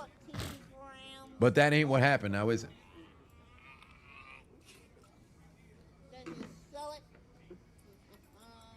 Alex said, you going to Sam's Club dressed as Goldust? Oh, my. Which Goldust? You dressing up as the Gimp Goldust? You dressing up as Gimp Goldust? Because people be forgetting about that. I won't. Because Goldust was moving crazy. How many of y'all remember this version of Goldust? How many of y'all remember this version of Goldust? Y'all don't remember Gimp Goldust? Y'all remember Gimp Goldust? I remember. Y'all remember Gimp Goldust? I remember Gimp Goldust. I was freaked out as a kid. I'm like, what the fuck is wrong with this man? Most people, when they think of Goldust, they forget about the 90s Goldust when he was really wilding. When it was him and Luna, they was going crazy. Yeah, Goldust was moving wild, fam. Goldust was moving wild. Y'all remember when Goldust was in blackface? I'm telling you, people forgot. People forgot. I ain't forget. People forgot, but I ain't forget. Y'all remember Goldust in blackface? Hold on, wait a minute. Let me pull it up.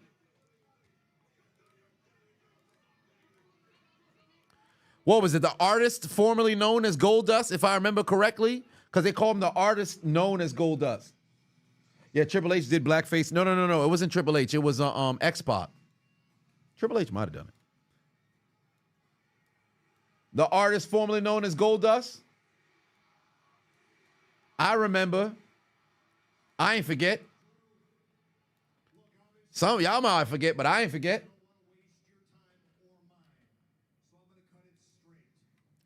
All right, Adam Pearce, interview with Drew McIntyre, middle of the ring. Let's see what homie got to say.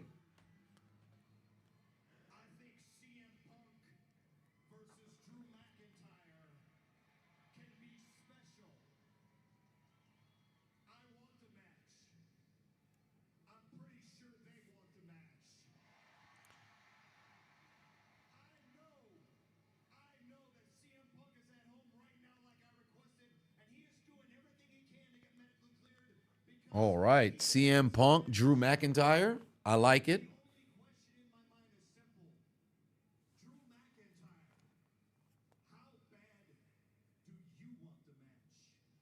How bad does he want the match? This is legitimately all he cares about.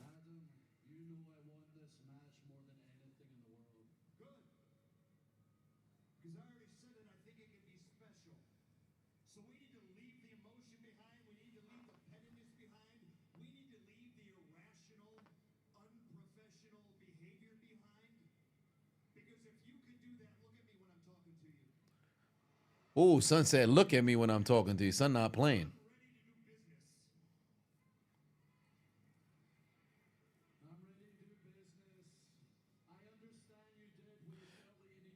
Imagine if he hits Pierce with a Glasgow kiss.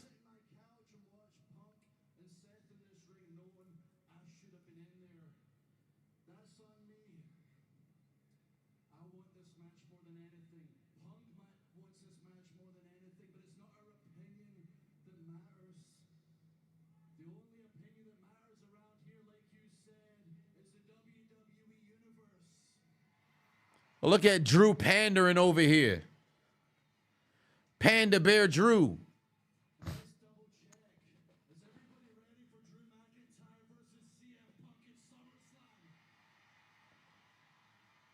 Look at that blue-eyed crash-out demon. Look at that blue-eyed crash-out demon. Oh, they cheering for CM Punk now. That blue-eyed crash-out demon over here pandering, and they continue to cheer CM Punk. Yeah, they're gonna call it.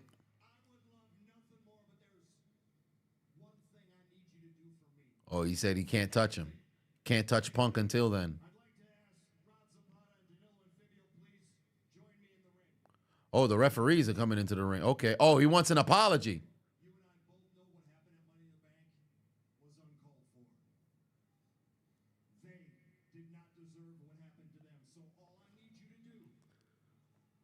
Nah, it's going to lead towards a Hell in a Cell. They're definitely going to have like a 3-match pay-per-view. Oh, they want Drew to apologize. Oh, shit. Yeah, go ahead and apologize for your actions, you angry Scotsman.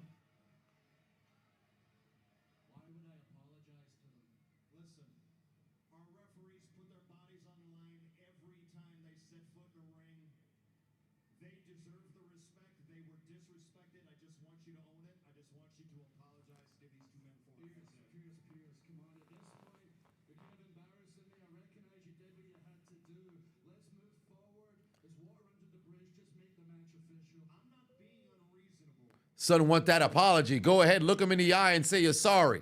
Say you're sorry, you goddamn Scotsman. Say you're sorry.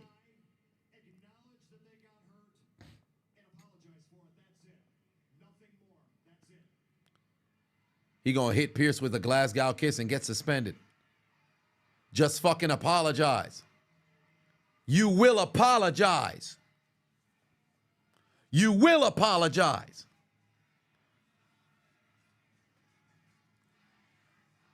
Say you're sorry, like a good boy.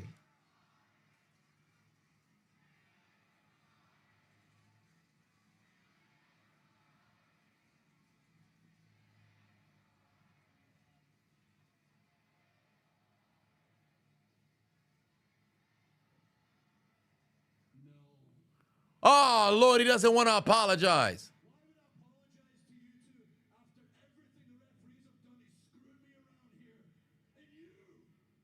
Oh, here comes the crash out tour continues.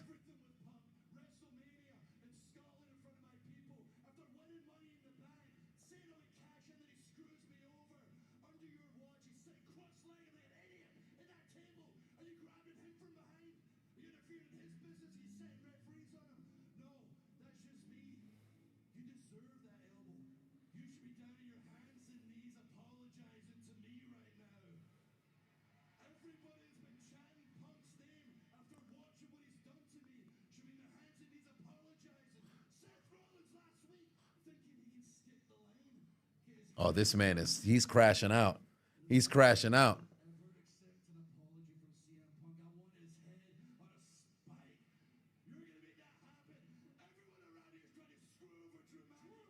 Son's turning into Bret Hart.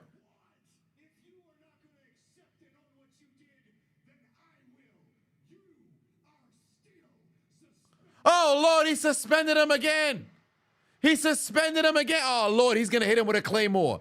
Drew's going to crash out. He's going to hit him with a Claymore. Don't do it, Drew. Don't do it, Drew. God damn it. You almost had what you wanted at SummerSlam. All you had to do was apologize. And now look at you. Suspended again. Adam Pearce standing on business, but this is the wrong business to stand on.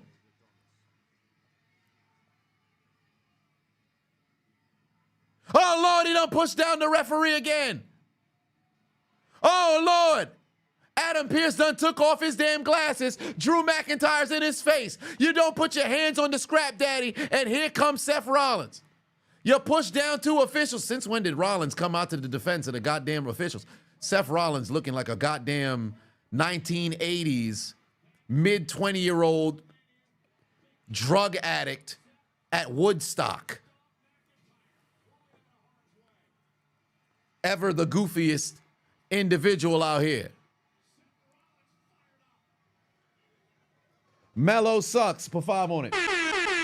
Do I think creative is going to completely ignore and disregard Finn and JD's involvement with Liv to focus on Dom's downfall? No, I think as time continues to move forward, they're going to definitely acknowledge it.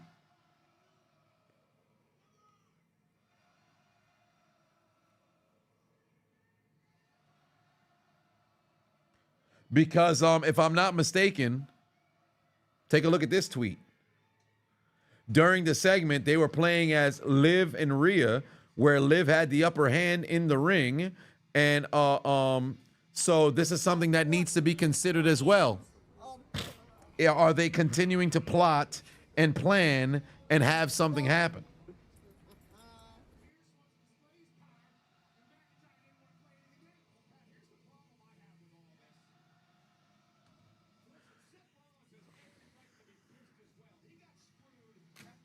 The aluminum foil ass pants. Goofy ass goddamn pants.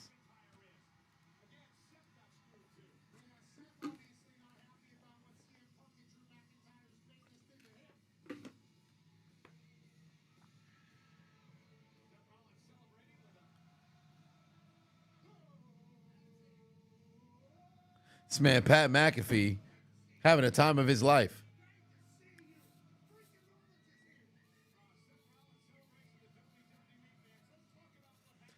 Yeah, give that Prime away. Nobody wants to drink Prime. Prime is ass.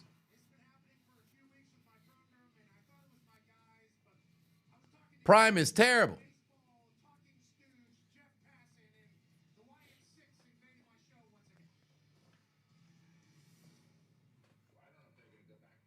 Oh, Lord, the Wyatt Six came on to Pat McAfee's show again? I love that they continually incorporate this into his regular day-to-day work.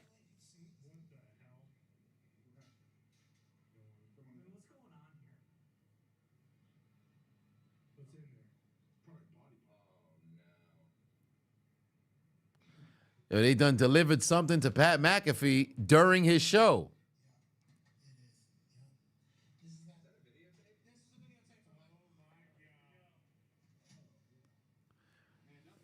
Yeah, they are not fucking with Pat McAfee at all. The way Pat, he says program, they show up on his I don't even know if that's a Pittsburgh thing. All right, let's see what this VHS is hitting for. Oh, it's Eric Rowan.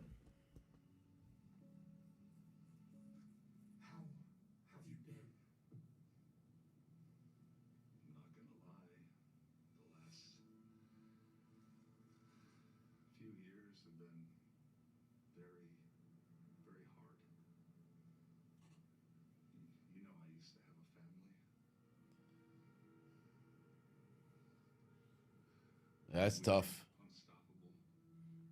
Yeah.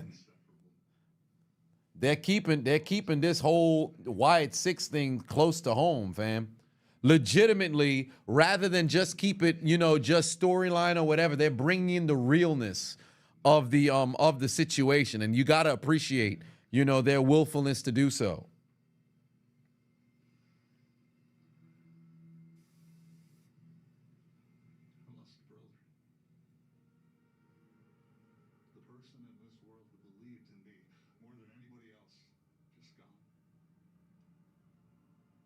Yeah, Braun and Bo been down bad.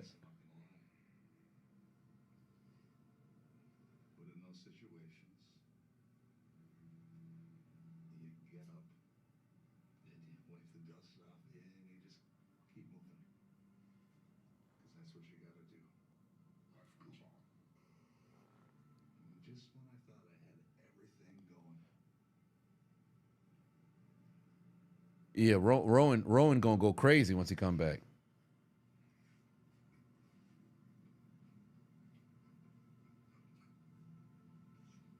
Oh, they got this man crying. Kim's gone too.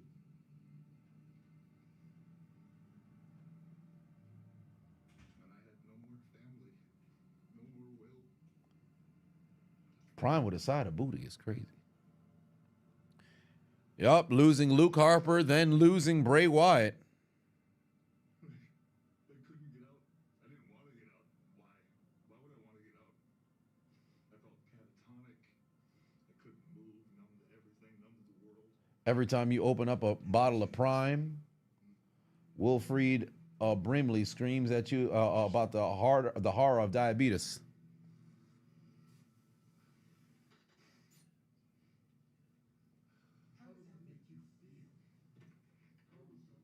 Oh, I have that mask. I remember when Rowan would always wear that original mask. Gives me hope. You know, when I was at my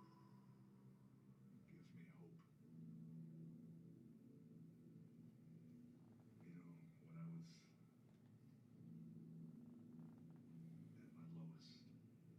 and he reached out to me and he pulled me up. Yeah, it is heartbreaking indeed because it brings the realness to the angle. It's going to be incredibly hard to expect the crowd to boo the Wyatt Six. I wonder when they're going to sit down with Nikki.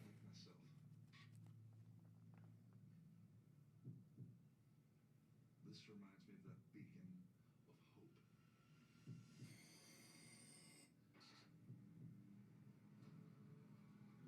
take our broken hearts.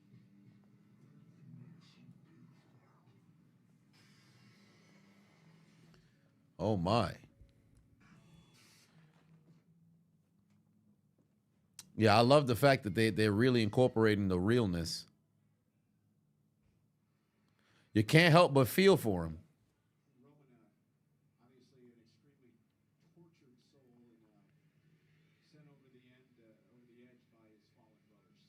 It was my honor to transfer that tape here to hear that. I think you should be the guy that handles the box of tape now, but it's Wyatt Six. It's No, and again, Chad Gable claims he's going to call out Uncle Howdy later on tonight. Yeah, good luck calling out Uncle Howdy. Oh, Lord, Dominik Mysterio. Here comes Dirty Dom. Yeah, usually he would have, you know, Rhea Ripley at his side, but that ain't the case now. Son need to get rid of this mustache, bro.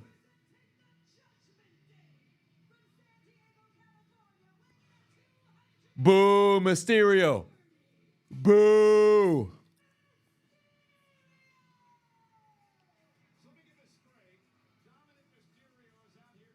Yeah, Jey Uso gonna work this man. And you already know Jey Uso gotta have a televised entrance. So they go in a commercial break just to have Jey come out.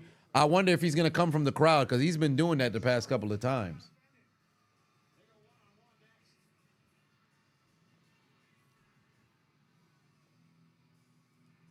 I need to see when Rhea is gonna come out.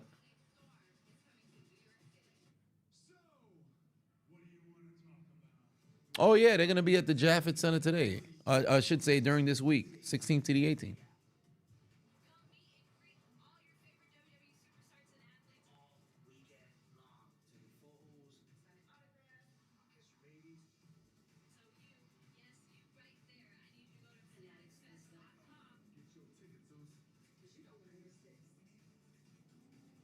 Yo, the WWE superstars going to be there. Mustache is crazy. Hide your kids. Ain't that the truth? Yeah, Dom's theme song has grown on me. I can't hold you. Oh, it's next month. My bad. I said this week. Next month. My bad.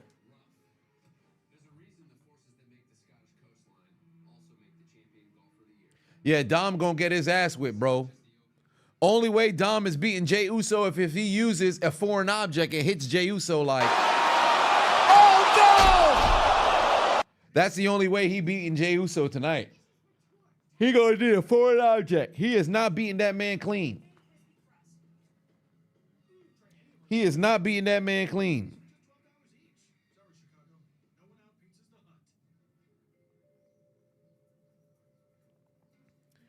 He is not beating that man clean.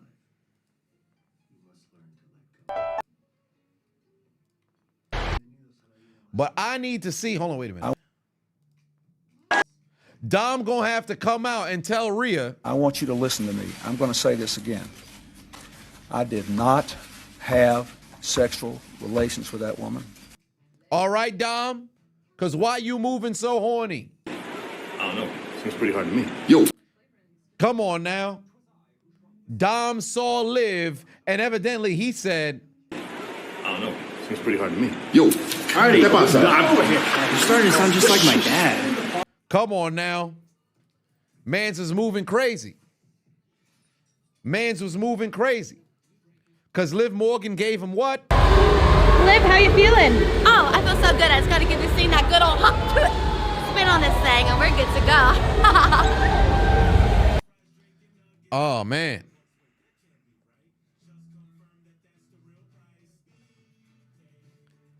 It's about to be bad for Son. They did post that afterwards, and you saw Dom post a. You saw him post it on I believe it was on Twitter. Let me go to Twitter and get Dom's post. Hold on. Let me go to Twitter and get Dom's post.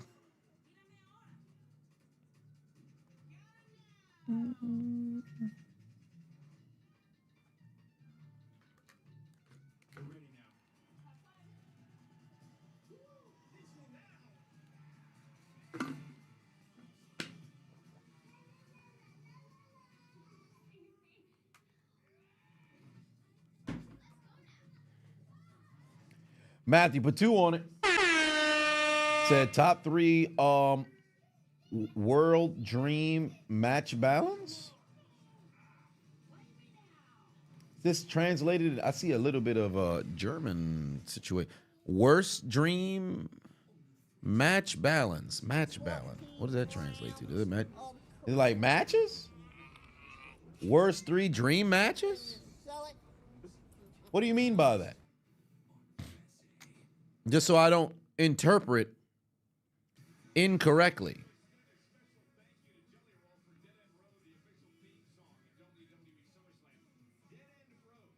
WWE just posted some highlights from Raw. Dom effed up big. Ain't that the truth? 3 worst dream matches like Rock versus Hogan, for example. Oh, worst dream match. Okay, I got you, brother. Worst dream matches. Okay. Rock versus Hogan, I enjoyed it because I had to watch with the volume on. If you watch it on mute, the match is ass. Undertaker Goldberg. No, pardon me. Brothers of Destruction versus DX.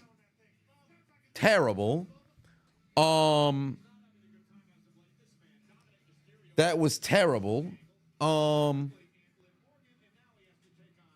Undertaker Goldberg. If I had to do one more. Who else can we go?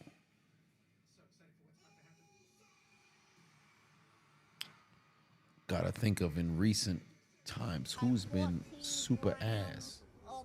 Oh no, Jay's coming from the front. Goldberg Lashley, yeah. Goldberg Lashley's definitely up there. Funny enough, HBK Hogan was definitely a letdown, but his overselling made that shit a fucking classic. Jay versus Jimmy was very disappointing, but I don't know if that was necessarily a dream match for them. So I would have to say DX versus Brothers of Destruction, Goldberg, Undertaker, and last... I'm legit going through my memory bank to see who pops up. Who else could I?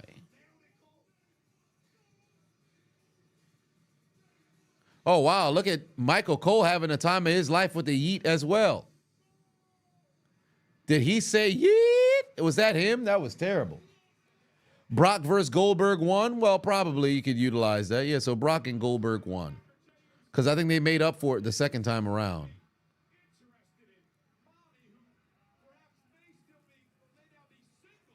Styles, Nakamura. Yeah, you know what? Styles and Nakamura, because I mentioned it earlier today. So I'll say Styles and Nakamura for sure.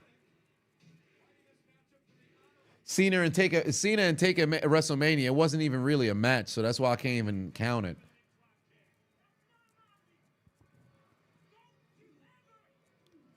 Son said, that's my mommy. Yeah, Dom's not even believable. That's my mommy. Liv is going to come out here.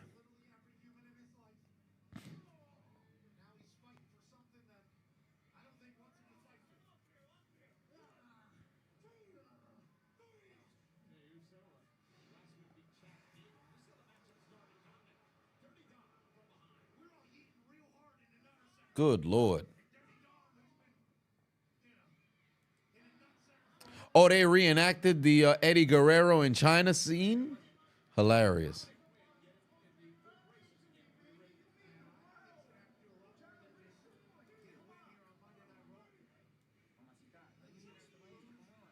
Dom throwing a tantrum, ain't that the truth? He definitely is.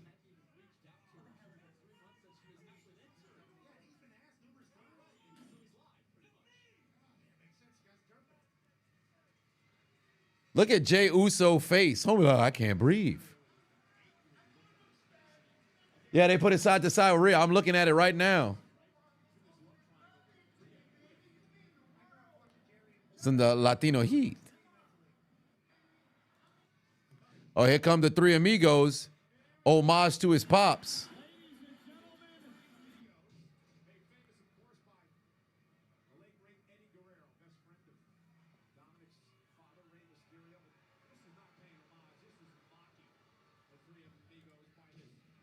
Oh, man. Yeah, discount Eddie Guerrero. Ain't that the truth? Ghetto Physics in the building. What's going on, fam?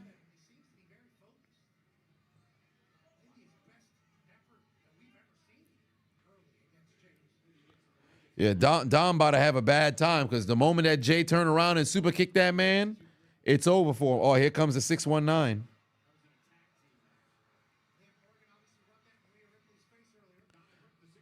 Oh, it's over for him now. Super kick coming. Oh, no, he just sent him outside. He about to go fly. We going to commercial break after this. We going to commercial break after this. Oh, good counter.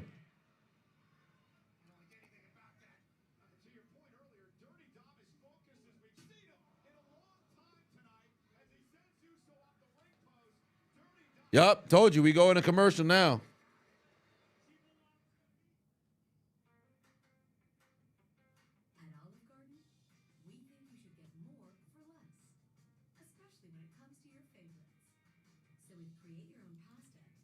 Duncan Marine put 2 on it. Said dream matches can happen today and hold. Michaels and AJ Styles. Michaels and AJ Styles.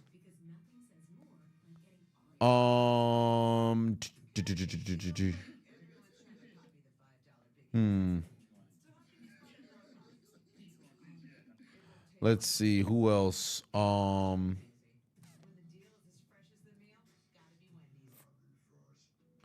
What else would it be? Styles and Michaels. Taker and Sting. Well, actually, no. You said that can happen today and still Sting. So Styles and Michaels, unfortunately, that's passed because Michaels can't work anymore. Funny enough, I think Rock and Austin can still go today because based off of what Austin did a couple of WrestleManias ago and Rock's work this past Mania, I think Rock and Austin still can work today. Brock, Gunther, Cody, Randy. So I think all of those work. Duncan Marine said no, as of today, like 220. Yeah, who can do it? Yes, I figured that's what you meant. So I think those can go like right now. Rock was also working with 3 other people. I agree. It definitely protected him, but I think just off of the basis of the 2 of them having a specific kind of match, the nostalgia alone, like it wouldn't have to be a banger. It would not have to be a banger.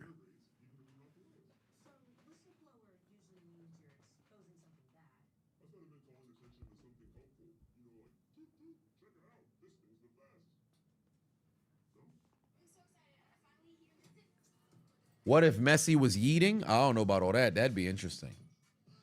Have all the fucking South Americans start yeeting would be crazy.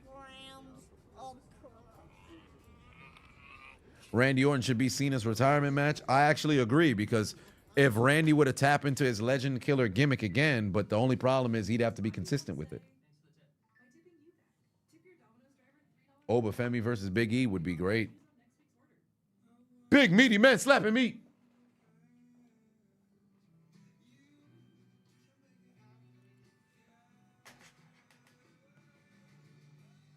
Malik Patuan said Rhea versus Bianca. It's happening real soon. That's going to happen real soon. They're going to cross paths.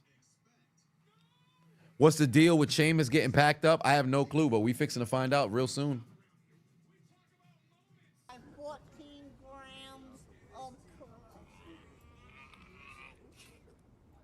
Then you sell it. Yeah, Dominik Mysterio in here still working against Jey Uso.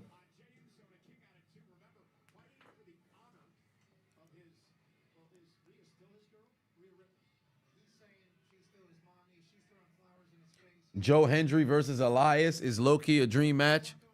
Did Elias end up getting released? Because the Elias gimmick was actually starting to get over, bro. Hello, I am Elias.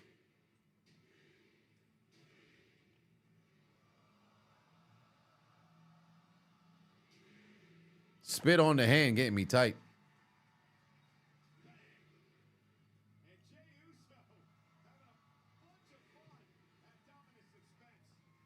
Cena's retiring at the end of 2025, but nobody knows when. Will it be Christmas Day?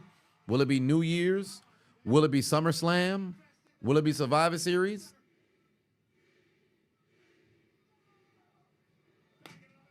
Oh, that's a terrible camera angle. That's a terrible camera angle, because he threw his whole ass into the second turnbuckle and never even reached Dom's face. That was a terrible camera angle. They should have went from the other side. We know he never hits him in the face, but it's you want to have the illusion. Oh, Lord, Liv Morgan done showed up.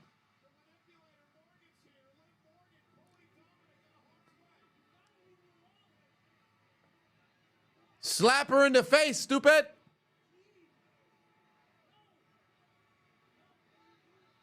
Oh, I hope he gets kicked in the back. Yeah, there you go.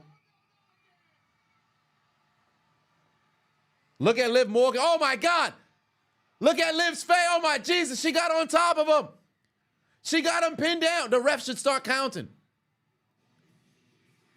Oh, my God. Yo, look how she said shit. Now she's getting out of there. She ain't going to run with them heels. Oh, Liv Morgan's escaping. Liv Morgan's escaping. She's running into the back. Dom should have been fucking counted out right now. Liv escaping to the back.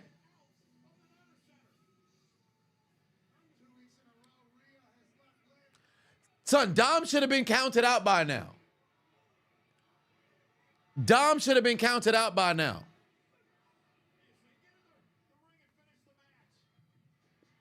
Oh, damn, the worst spear in the company right now. Well, Dom is done.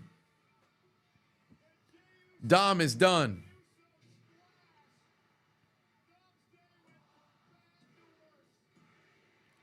Yeah, Dom just took that huge L.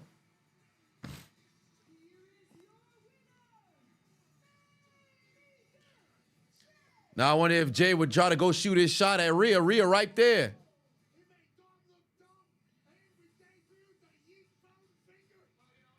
Oscar put 5 on it. Said just got home from work and hate working with slow ass people. What you miss? Rhea Ripley and Dom is not having a good time. Oh, it is R&D. My bad. I thought it was just R&R that she had on her face.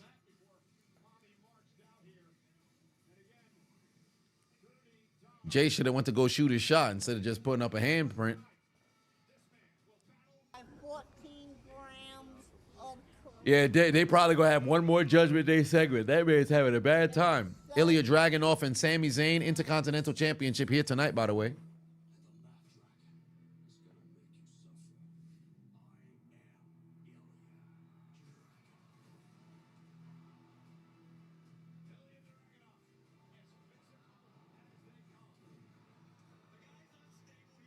Dom gonna have to take Rhea out the country to make it up to her. She better have her passport. Shit, listen, let me tell you something right now.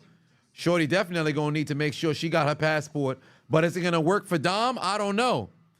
He going to the back right now telling Rhea, hey, listen, I know I fucked up tonight, but tomorrow, what you doing, cuz? Do you have your passport? Do you have it? Did you get your shot? Did you get it? Girl, would you like to come back with Rob? After we done, America, we going to Puerto Rico, America, Dominican Republic, America, to Haiti. We going to Ghana. Do you have your passport? Do you have it? Did you get your shot? Did you get your? Who wants to come back with us to America? Come on now, we going to the Maldives. We going to Monaco. We going to Santorini. We going to France. Come on now. We coming back to Antigua, to Jamaica. We all over the place. We all over the place. Oh Lord, here comes Chad Gable. He's coming out to call out the Wyatt Six. This is a bad situation. This is a terrible situation. He about to get cooked. He about to get beat like a beta. He gonna get his ass whipped. He about to get his ass whipped, and it's gonna be bad.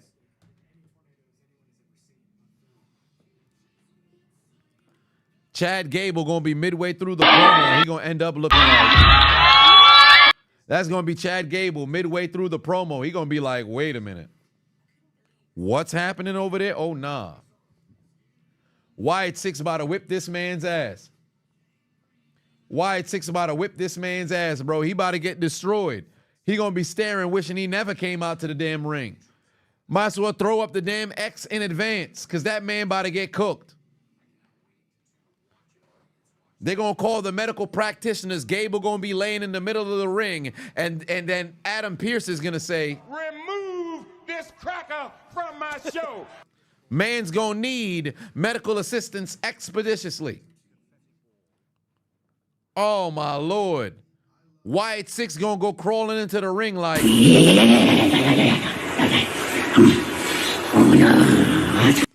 They're going to be fucking... Yeah.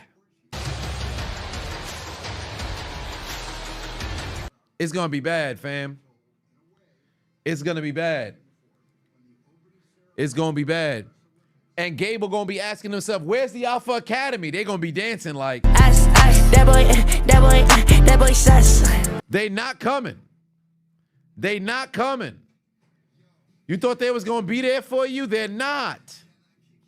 You getting your ass whipped by yourself in the ring. They not here to help you. Where they at? Hold on, wait a minute. Where's Otis? Don't say a word. And I say fly like a bird. I touch Rebecca and she brought me sick. They not there. They not there. Where the hell is Tozawa? Tozawa is somewhere with his headphones in, listening to what?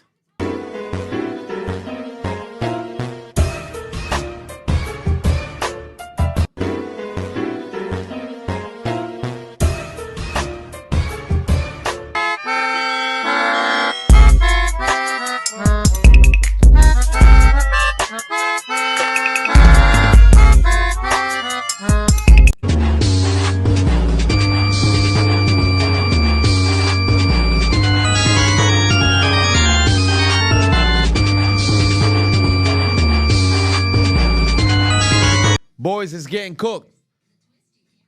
Boys gonna be getting cooked. They not coming out here to come and help you. Where's Maxine? Mercedes Monet left laying. And it's gonna be bad. It's gonna be bad. They gonna need to pay a hospital bill for that brother. They're going to need to pay a hospital bill for that brother. And the only thing is, I don't know if his family's going to have enough money because the doctor's going to say... See? I Now what you got want? I want 8 grand. See? I don't know if he could facilitate that. They need 8 grand, fam, and I don't know if he got the bread. Do you feel him, sir? I don't know if they got the bread. Come here, Triple H. Let me show you what's about to happen. Because it's about to be destroyed. Homie's about to get cooked, man. They're going to destroy this man. They're going to destroy Chad Gable in approximately 8 minutes. They're going to destroy Chad Gable in approximately 8 minutes. And truly, I think it might be 5. It's going to be... Tragic! It's going to be very bad. It's going to be very bad.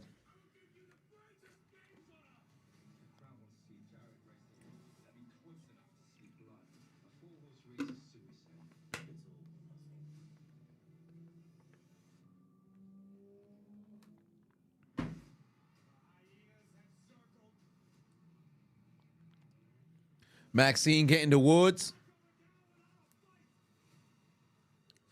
Might as well. I don't even know if the Final Testament alongside Woods and Alpha Academy is having their match tonight. I don't think so.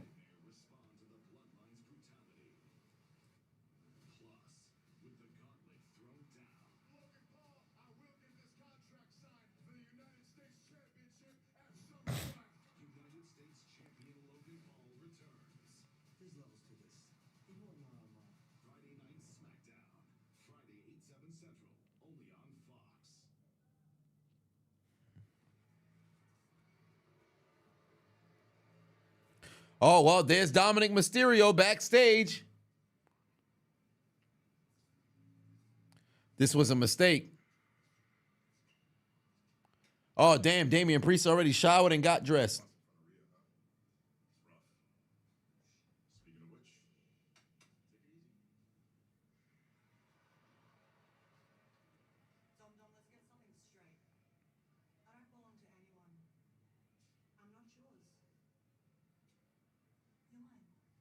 Well, she said, "You're mine." Does that mean she took him back? Does that mean she took him back? Wait a minute. Huh? Must have been a shadow clone jutsu.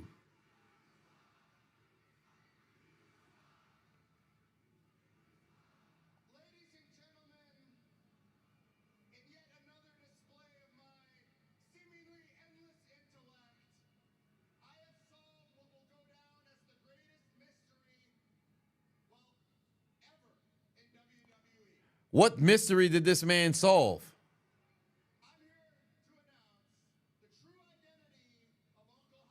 Everybody knew that Uncle Howdy is Bo Dallas.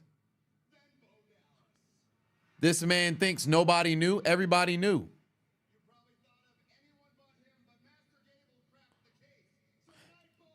Yeah, Master Gable cooked, man.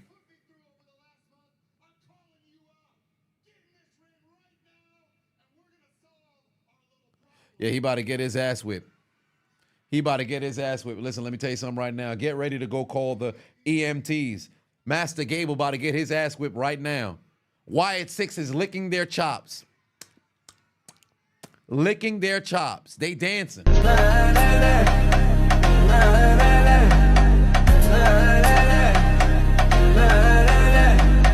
Shit, Bo Dallas done pulled up.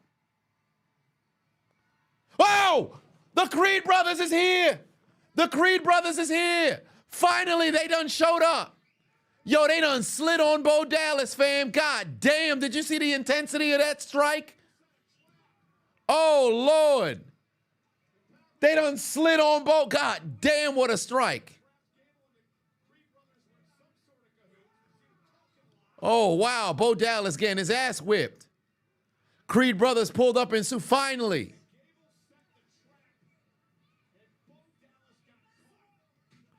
God damn, Bo Dallas got his ass destroyed. Bo Dallas is laid out on the ground. Bo Dallas walked out here by himself. Little did they know this is a shadow clone. This is nothing more than a shadow clone. This is a shadow clone. It's not the real. Now, I would hope that there's the perk Gable. Look at this man. He's laughing. He's laughing. He's laughing. You thought this shit was done? This is a shadow clone. He got up like it's nothing. Oh, yeah, they got to keep whipping him. Keep whipping him. It's a shadow clone that won't explode. He's not the real. He's not the real Bo Dallas. Oh, what are these forearm strikes? This man, I ain't never seen somebody say, yo, I'm going to throw forearm strikes. Look at this man. He's smiling.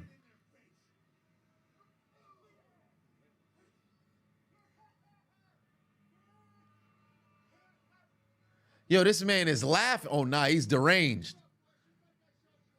This man's deranged.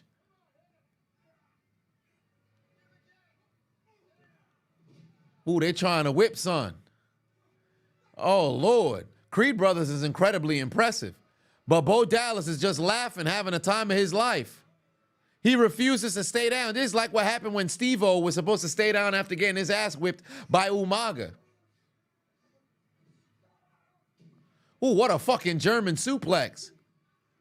Look at Bo selling, bro. Look at Bo selling, having a time of his life. Yeah, the crowd does kind of suck. They're not wilding like they should be. Creed Brothers are officially heel.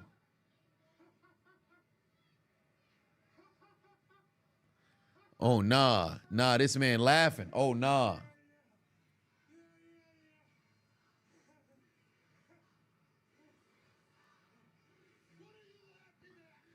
He laughing at you. What you talking about? What is he laughing at? He laughing at you.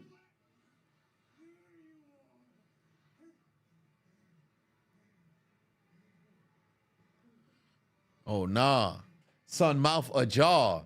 Son had the laughing gas. Hold on. Oh, hold on. Wait a minute. Yo, they pulling up. I told you 8 minutes from now, the Wyatt Six is pulling up. It's 8 minutes to the minute. Well, about 30 seconds away from it being 8 minutes to the minute. Oh, they about to get cooked. They about to get cooked. They about to munch on Bo Dallas about to munch on the Creed Brothers and Chad Gable. They about to take a bite. They about to take a bite. They standing in the ring like this gonna save them. It's a wrap, fam. It's a wrap, fam. Bo Dallas about to transform. I told you it was a shadow clone. I told you it was a shadow clone.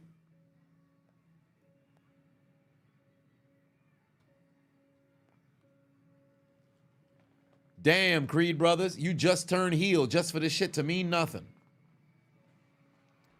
Oh, Lord, here they come.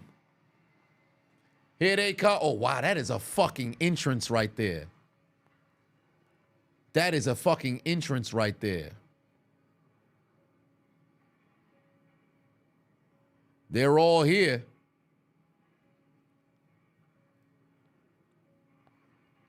This is bad. Wyatt Six is here, ladies and gentlemen.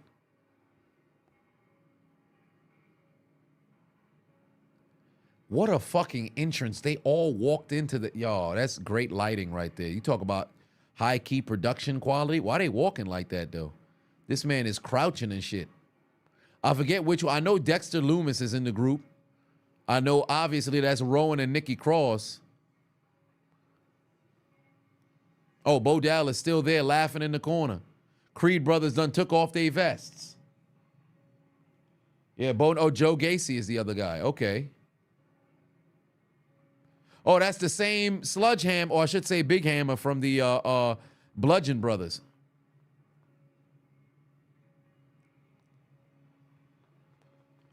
Yeah, turning heel for a beatdown is crazy. Ain't that the truth? These motherfuckers show up like it's a damn lightning storm in the ring. Creed Brothers about to get worked. Uh-oh, Uncle Howdy about to be in the corner. Uncle Howdy about to be in the corner. What the fuck happened to Gable? Oh, they all got out the ring. What happened to Gable? Bo Dallas is back up.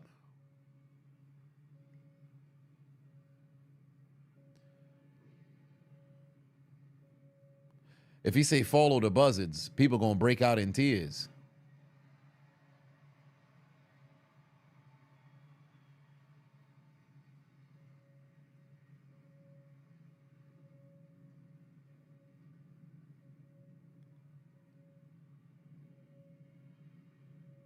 This is creepy as hell.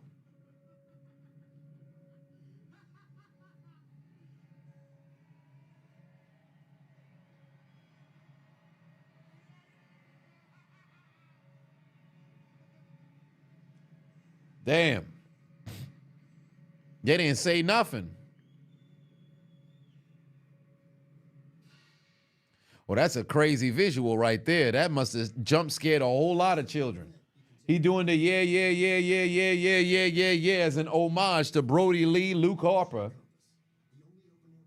That's great that he's keeping his essence alive with the yeah. Some people now, they say yeah for LA Knight, but we used to say yeah. For who? Luke Harper. It's about to be bad. Yeah, they didn't need to say nothing. The presence is enough. I agree. Mans ain't had to say a word.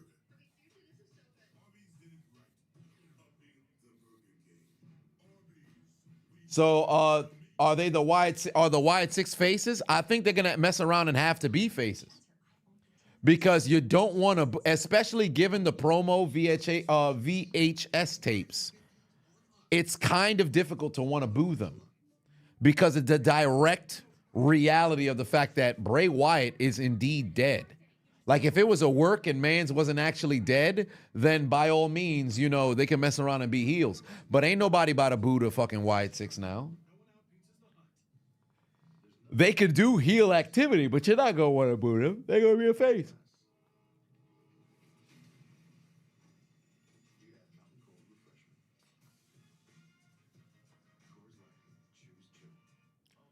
Them boys is here to stay and inflict pain.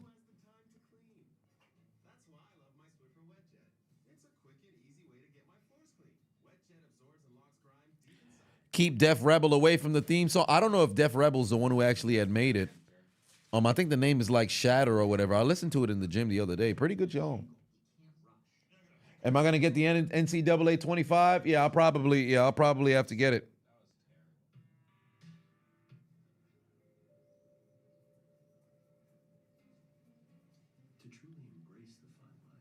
Oh man.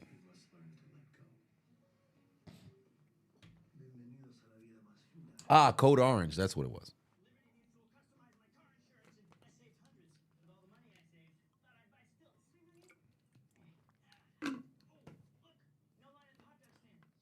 All I know is you need to have somebody needs to tell Nikki Cross to go and shower. That's all I know. Somebody needs to tell Nikki Cross to go and shower. Wait until I hear it live. I heard it live. I think once. No.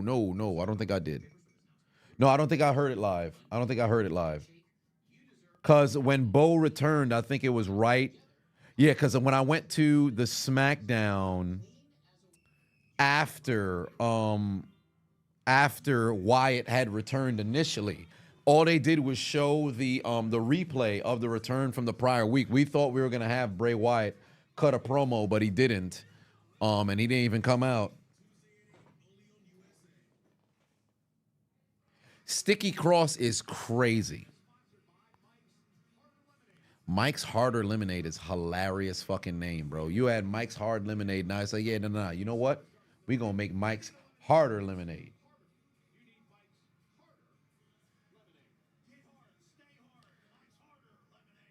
Get hard, stay hard, Mike's Harder Lemonade. Hey, yo. Oh, here comes Ilia Dragunov. And your main event of the evening, ladies and gentlemen, Intercontinental Championship, Ilia Dragunov, Sami Zayn. This is going to be a fucking banger, or at least it should be. Here comes the Mad Dragon.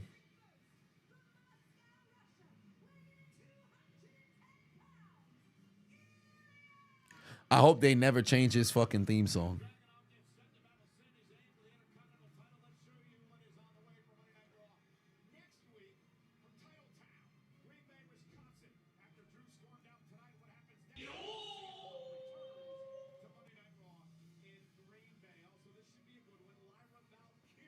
Mad Dragon versus Air Canada.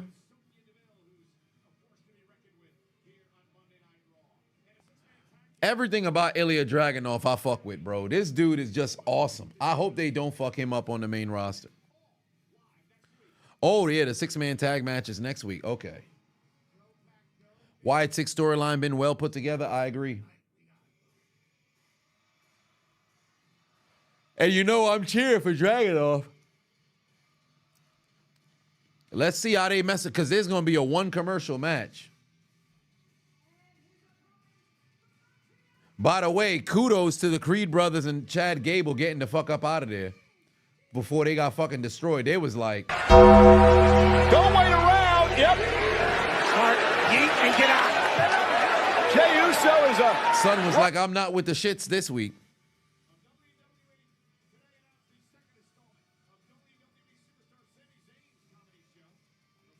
Do I believe in Joe Hendry? Indeed, I do. K. Wright put 2 on and said, we shall see if Braun interferes and crashes out. He just might. I think he definitely will. I think he definitely will. No doubt in my mind he will. Intercontinental Championship match right now, ladies and gentlemen. We probably got 1 commercial until the tail end of this here show. Sami Zayn, Ilia Dragunov, who will leave here tonight, Intercontinental Heavyweight Champion of the world. Let's see what transpires. It's a Canadian versus a Russian.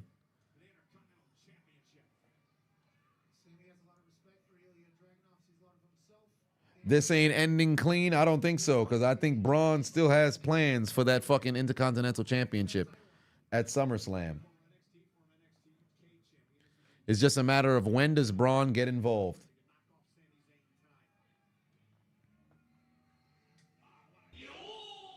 First time you ever saw the Creed brothers was live and them boys can go? Indeed, they can. At first, I'm like, what the hell they got going on? Then when they had that tag team tournament, I said, oh shit, yo, these fucking Creed brothers is legit. They could be like the greatest tag team again.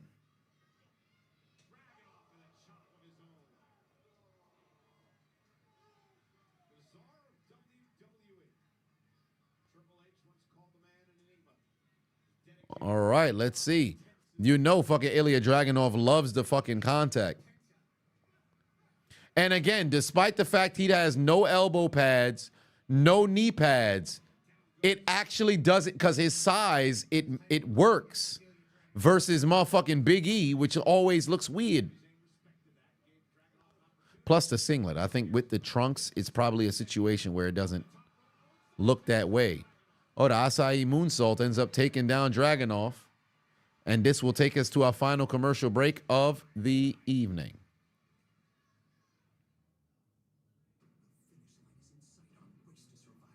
Julius is way better than his brother. Triple threat match at SummerSlam, fair enough. How can you say you ain't know his gimmick but mention Braun? What's Braun's gimmick? Goldberg 2.0? Braun is just an ass kicker, but he's definitely Goldberg 2.0. That's why he got the fucking tattoo. That's why he's got the tattoo. That man just looks absolutely dangerous.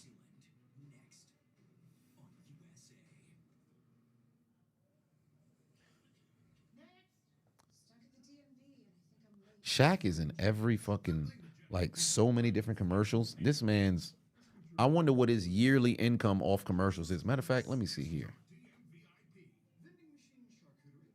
What is Shaq's yearly salary from commercials alone? 200, let's see here. Earned over 200 million from endorsements during that same time period. What? $292 million net worth. Jesus Louise. No, pardon me. $500 million. Sorry about that. $500 million man. This man is a sensational businessman. When I was in Vegas, I saw it was I went to Shaq Burger before. This one was Shaq. It was Shaq something. It was a Shaq rest. No, Shaq. Was it Shaq Magic? Shit. Hold on, wait a minute. What was the name? It was the most random thing. It might have been Shaq Magic. Shaq Movie Theater.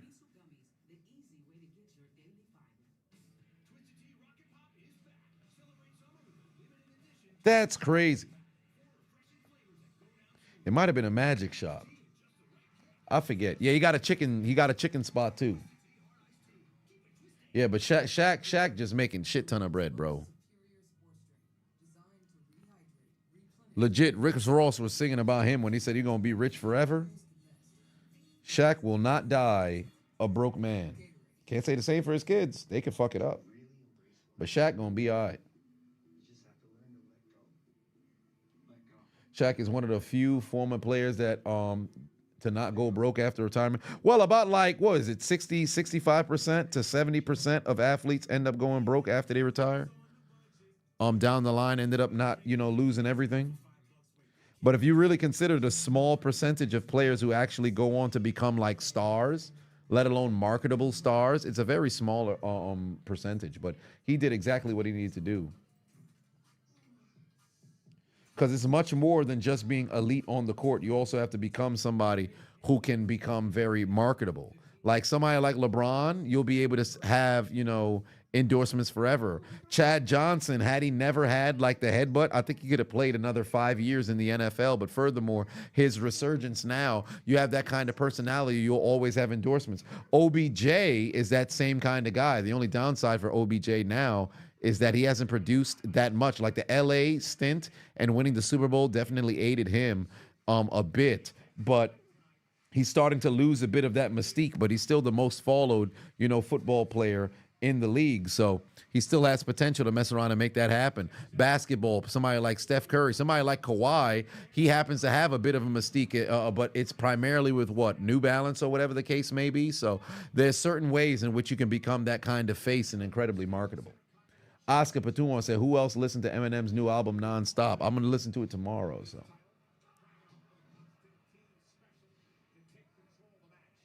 how much is Ernie Johnson's yearly salary? Ernie got to be like 10 million. Well, pardon me. No, it got to be like 6 million or some shit. Let me see here. Ernie Johnson. 5 million per year from Turner. Yeah, about like 5.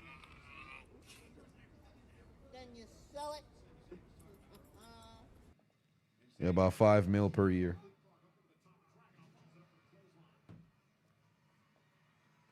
All right, Sami Zayn, Ilia Dragunov, main event right now of Monday Night Raw.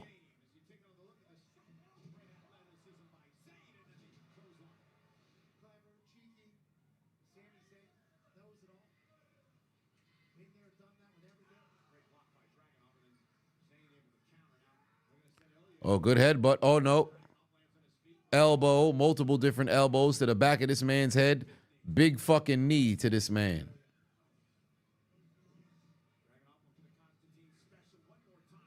Yeah, that Constantine special is not working in his favor. Yeah, D. Wade's done a shit ton of business dealings and is going to continue to increase at this stage. Yeah, Braun is going to snap somebody in half in approximately 3 minutes.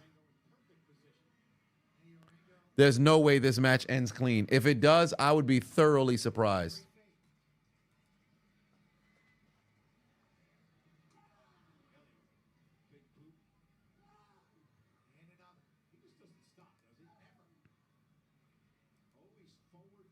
Golly.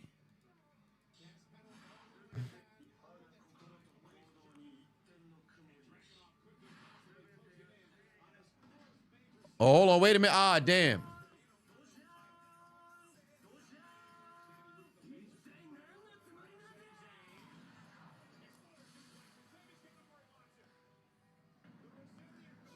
Now homie's trying to set up that goddamn haluva kick. He trying to set up that goddamn haluva kick.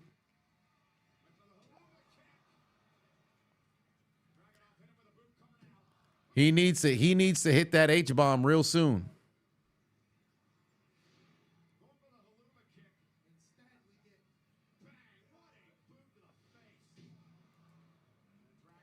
Duncan Marine put 10 on it. Said you're looking into getting into wrestling. You want to watch, or you want to pitch an idea to you guys. You want to be the best technical wrestler in the world, but with a veteran PTSD character. Y'all think that can work? Well, yes, because if you're incredibly deranged, then it works as a heel for sure. But it depends on how you go about it, so it's not in bad taste. All depends on how you go about it, so it's not in bad taste.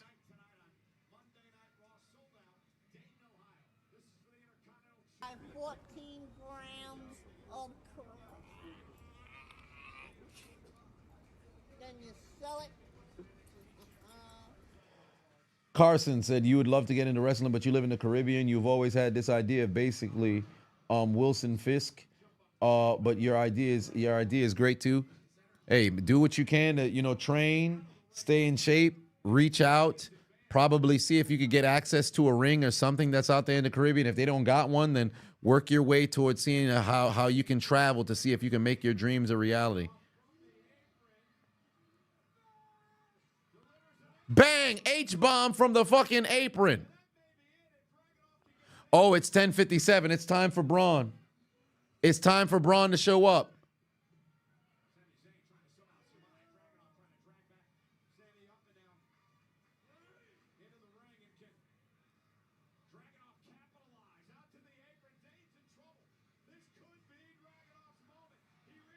Here we go. Dragunov going to the top rope. Oh, great fucking coast-to-coast kick right there. We need an H-bomb off the top rope. Come on, Dragunov. Come on, Dragunov. Come on, Dragunov.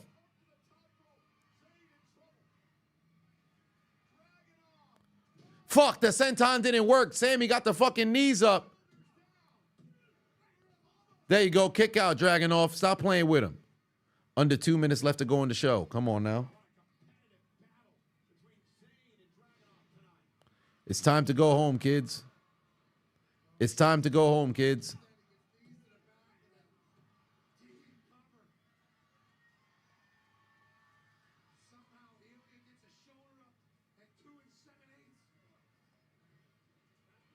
They're near the apron now. Sami's with all kinds of right hands. Big headbutt from Dragunov. Oh, haluva kick. Oh, my God. Haluva kick on the fucking apron. Did you see how Dragunov's head went backwards? What a fucking kick from Sami. Oh, Lord, they're both outside the ring. Braun about to hop the other end and come around and spear the life out this man. Oh, Lord, Braun Breaker is here. Braun Breaker is here. I told you he was going to come around and fucking spear the life out of motherfuckers. Oh, shit. Boom! Done caught fucking Dragunov, sent that man backwards. I told you Dragunov was, freaking Braun was coming. Yo, this dude's speed is insane.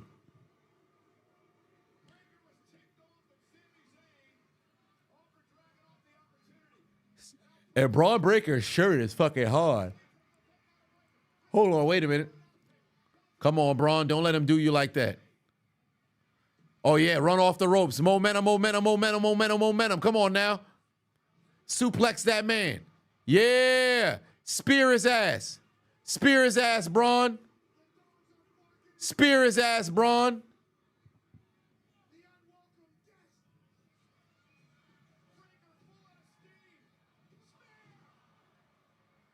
Spear his ass. Marine put 5 on it. Said you're already a veteran. You want to mix in mix of Ilia, Sami, Zayn, Ilia, Sami, Seth, Moxley, and you're saving the money for training. Hey, I'm all for it. I'm all for it. I'm all for it, fam. Go for it. I will see you at the top. Maybe I'll have the pleasure of being your manager if things work out. Look at Braun freaking splitting that man in half. That's a good Monday Night Raw. That's a good Monday Night Raw. I think last week was a bit better, but this was a good Monday Night Raw. They solidified the story with Liv and Rhea Ripley The Wyatt Six made their presence felt once again. The Stud Patrol is gearing up to be incredibly dangerous. Damian Priest with an emphatic victory. And also Gunther and Damian Priest getting ready to cook for Survivor Series, SummerSlam, pardon. And then, of course, Drew McIntyre getting his dumbass suspended again and continuing said feud with Seth. Good Raw. Good Raw. I don't think this is something that they could have ended with, but good Raw nonetheless. This is going to be very interesting. No, here's the thing with Bronson Reed. I don't mind Bronson Reed being a part of it, but I think him and Sheamus probably got something going on. But it's probably going to look like it's going to be Sheamus and Pete Dunne. I almost said Butch. But man, good Raw. I thoroughly enjoyed it. Good Raw. Good Raw. I liked it. Storylines all over the place, really building towards SummerSlam. So that's going to be good. That's going to be good. Will I be able to go live for SmackDown this Friday? Let me see. What time do I fly to Seattle? I land there. Oh, I'm flying Friday night. Shit. I don't think I'll be able to go live for SmackDown. I'll be on the plane. Yeah, I'll be on the plane, so I won't be able to go live for SmackDown. Son of a bitch. Yeah, by the time I land, it's going to be over. It's going to be a 6-hour flight. Jeez Louise, man. Ooh. Yeah, that's about to be pain. Hopefully I can get my seats upgraded. This is going to be brutal. Nevertheless, good Raw. And I will be getting my hands on that NCAA 25 because we've got to get much more into the gaming. I know, like I said, it's going to be a bit of a travel-heavy summer of partnership and things of that nature and going to conventions and just trying to go and build out the network and assemble a team. So it's not going to, like, each of the next weekends, I know I'm going to be out because it's Street Beefs this weekend, DreamCon next weekend, SummerSlam weekend in Houston within the Clutch in 3 weeks. Well, 2 weeks. But yeah, actually 3 weeks. So it's going to be fun. But one way or another, I appreciate you guys tuning in for yet another Monday Night Raw. I will see you tomorrow because I will be here. So I will see you tomorrow. We going live. I'll probably have to purchase said game during a live. We'll figure out what game we fixing to play. So stay tuned for that. Latest video uploaded up onto the channel. Go and check that out. Def Sentence Street Beefs. Go and check that out. Am I going to Otakon? I am probably not. I think DreamCon will be the only one that's left for me for the year. So there is that. But yeah, y'all have yourselves a very good night. I will catch you guys tomorrow. In the meantime, Eddie, take us out. Y'all have yourselves a good night. Good night. Suck my dick. Bye-bye.